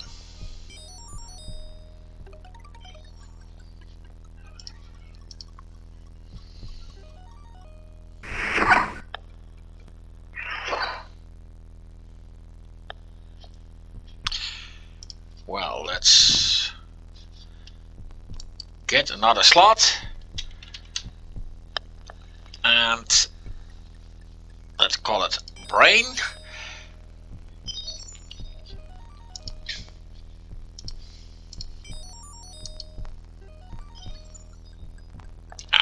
Yes. You slice away with the nail and amazingly enough manage to cut a slice in the barrier.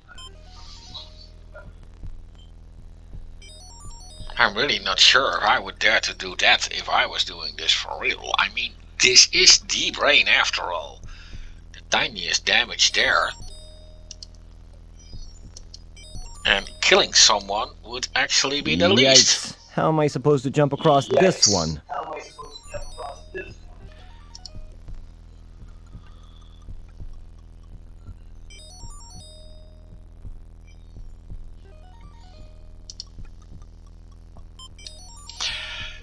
Now this is easy, just clicking there 3 times will eventually get rock Man, up. that was close.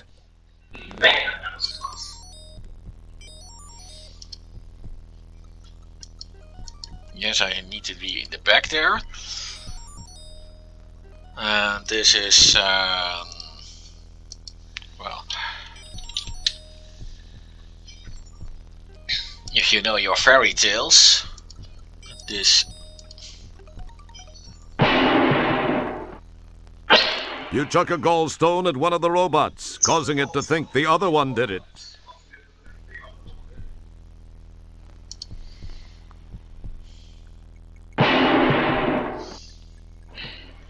You chuck another gallstone, this time at the other robot, who also thinks the other one did it.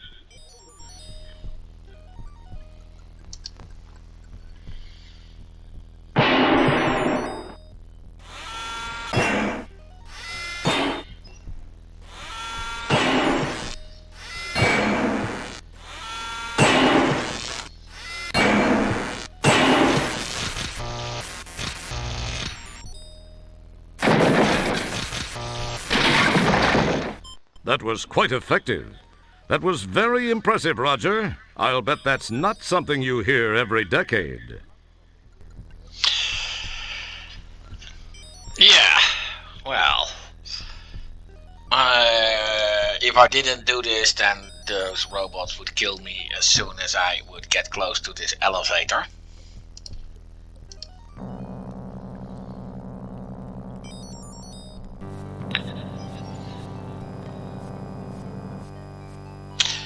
Well, this is just pretty silly. There are some signs along the way down. So this is the motor control center. This sign says this is her pleasure center.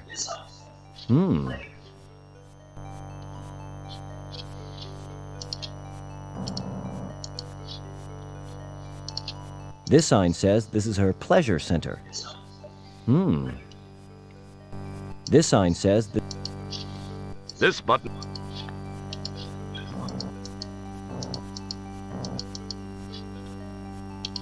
Interesting. The sign says this is Stellar's cough control center. Yeah, and that is where I have to be. You really need to think about this, as it really did not really make that much sense. That's an interesting. That's an in. It probably seems. It probably. That's an in. As cool. I need to poke it somewhere here. Excellent. And since the computer will reject it a lot, it is just pure luck if you find that one out. That was one of the things that someone really had to point out to me, or I would never have found out. What does this sign say? Oh, this is her choice of men center. It looks a little odd. So that's why she liked Roger, because it looks a little odd.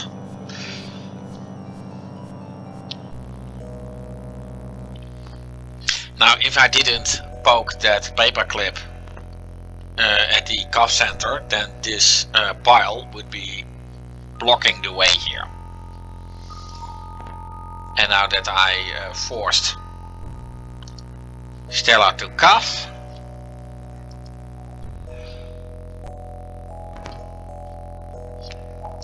well,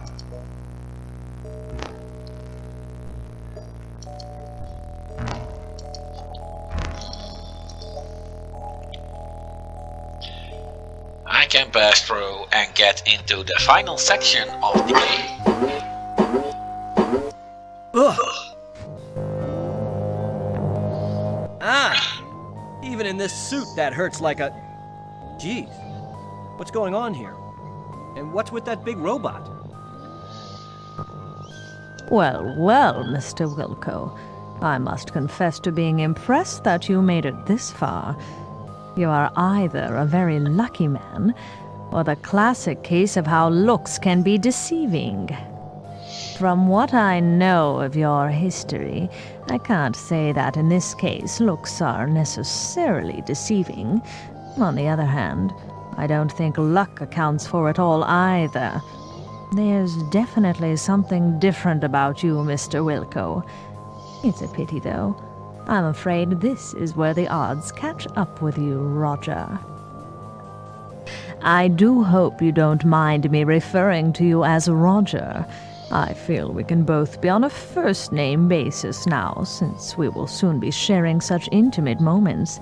My rebirth and your death. Not necessarily in that order. I'll attend to you in a moment. I have a few more little details to finish before I transfer my consciousness into this body. Enjoy it, Roger. It'll be among the very last of your memories.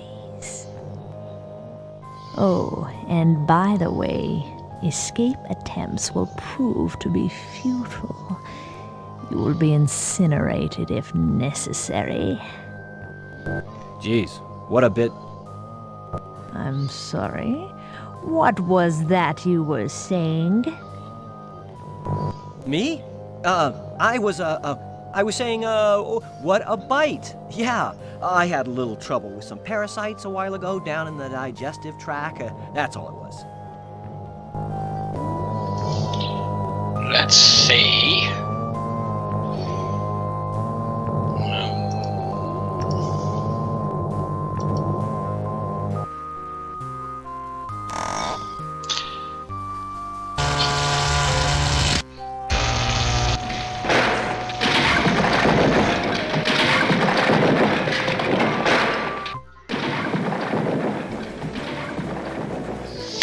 not over yet.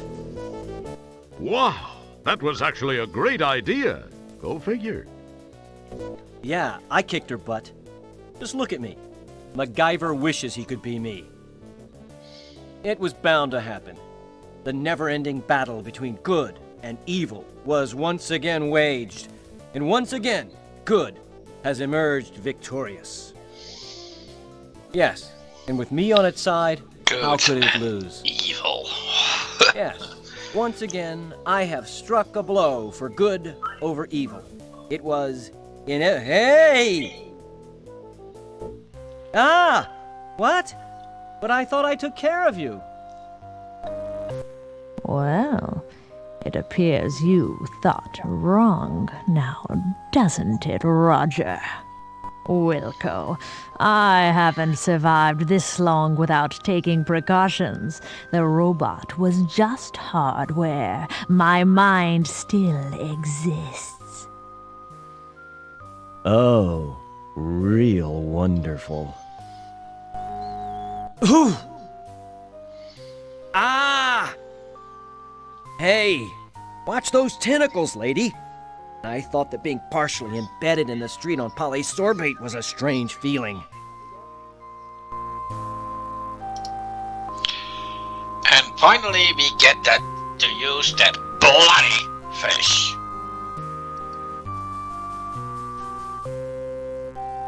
Fish, that's brain food. Yeah, they say that fish is good for your brain. I don't know what's true about it, but it is a famous myth, and in this case, well, we already found out that the fish was rotten by now, so it didn't do her She much good. actually chowed down on that rancid fish. I thought I'd never get rid of that fish. So did I.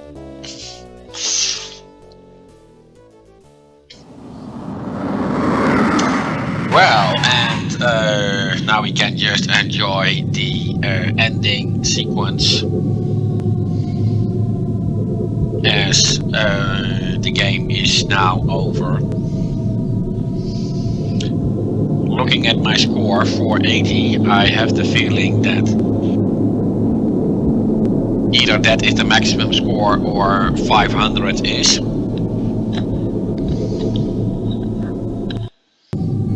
But like I said, I really don't know.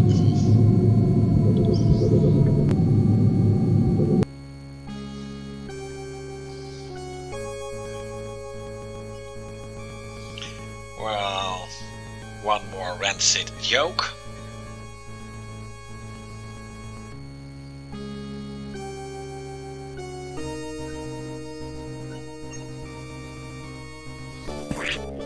Nice shot. Oh, there you are, Wilco.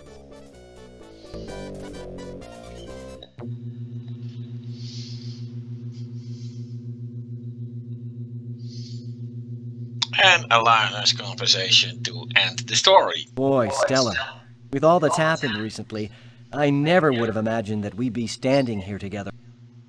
It is a miracle, Roger. I was afraid that by the time you got my message, it would be too late. I was certain I was doomed. But you didn't let me down. What you did was incredibly brave, Roger, not to mention intensely risky. It took Dr. Bellows a lot of work to clean up after you and Sharpay. I must say, Roger, there's not a man in the universe who knows me inside the way you do. It was a strange feeling, but I went in there all business. There wasn't a moment I wasn't thinking of your welfare. Oh, give me a break. Let me put my boots on. It's getting deep in here. Cheese it, pal, or I'll rip out your larynx and you won't be able to get a job doing bad voiceover work for Chinese action pictures. What did you say, Roger? Oh, I was just mumbling to myself. You know, Stellar, there's one thing I noticed while inside you I thought I might share. And what's that, Roger? You eat like a goat. You really have to change your eating habits, Stellar. I saw some things in your digestive tract I wouldn't wish on Sludge Vohall. You really have to clean up your consumption act. Yes, I know. Dr. Bellows said he was able to fix most everything done to me during Sharpay's invasion, as well as patching an ulcer that was playing havoc with my stomach. He told me the same things. You might also try chewing. You had a hunk of Twinkoid wedged in your throat that would have gagged Linda Lovelace. Okay, Roger, okay, I got the message. Let's change the subject, shall we? Ask me where I'm stationed next. Why don't you just tell me? Boy, some fun you are. Sorry, I guess I'm a little grumpy. I had a real day. I had to clean the captain's log entry container. Then somebody got a nice buzz in 8 rear and decided to take a wormhole ride in the Hollows suite. They hit a few wrong buttons, and the next thing I know, I'm cleaning Vergon nebula sets and hors d'oeuvres off every wall and ceiling. Apparently, they truly did make the room spin. Boy, they spackled everything. Had to use the putty knife to chip loose some of the chunks of... Roger, I'm sorry you had a rough day, but can we please change the subject? Oh, sorry. Anyway, I think you're gonna like your next assignment. Really? What is it? Where is it? Sorry, you're just gonna have to wait to find out. Yeah, and we'll never find that one out. Basically the game will end here, now the end credits will come and then the game will terminate itself. And well, sometimes you will even hear Roger comment on the things you see during the credits. I guess the fourth wall had to be teared down.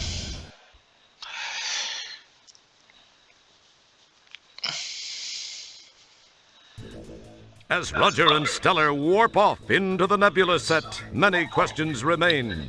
Will Roger and Stellar become an item?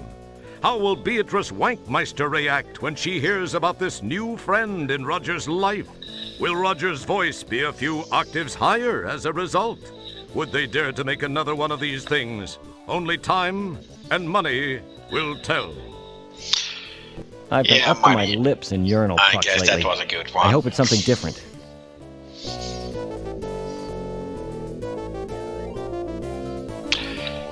Well, I'm going to end this video before the game terminates itself in order to make sure that... Who wrote this crap? Oh, yeah, Scott. Yeah, well, yeah, then good work.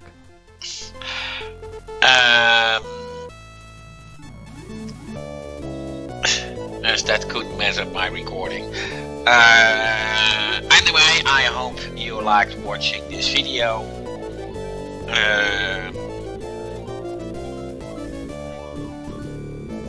It was actually quite a miracle that I found out that the game works with the latest versions of Scum PM. Yes, it didn't in older versions. Did you hear about the animator who killed himself? Yeah, he couldn't draw his own breath.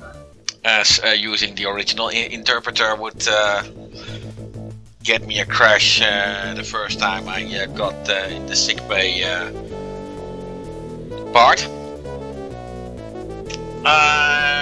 So it was actually quite a lot of workout for me to get the game finished one time before I could actually get These, by the way, are the credits. work on the video. They're called credits because, here it is, well, in the we can't afford to really pay anybody until more people buy the game.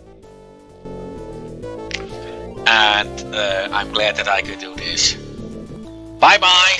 Until the next time, take care of yourself and for each other.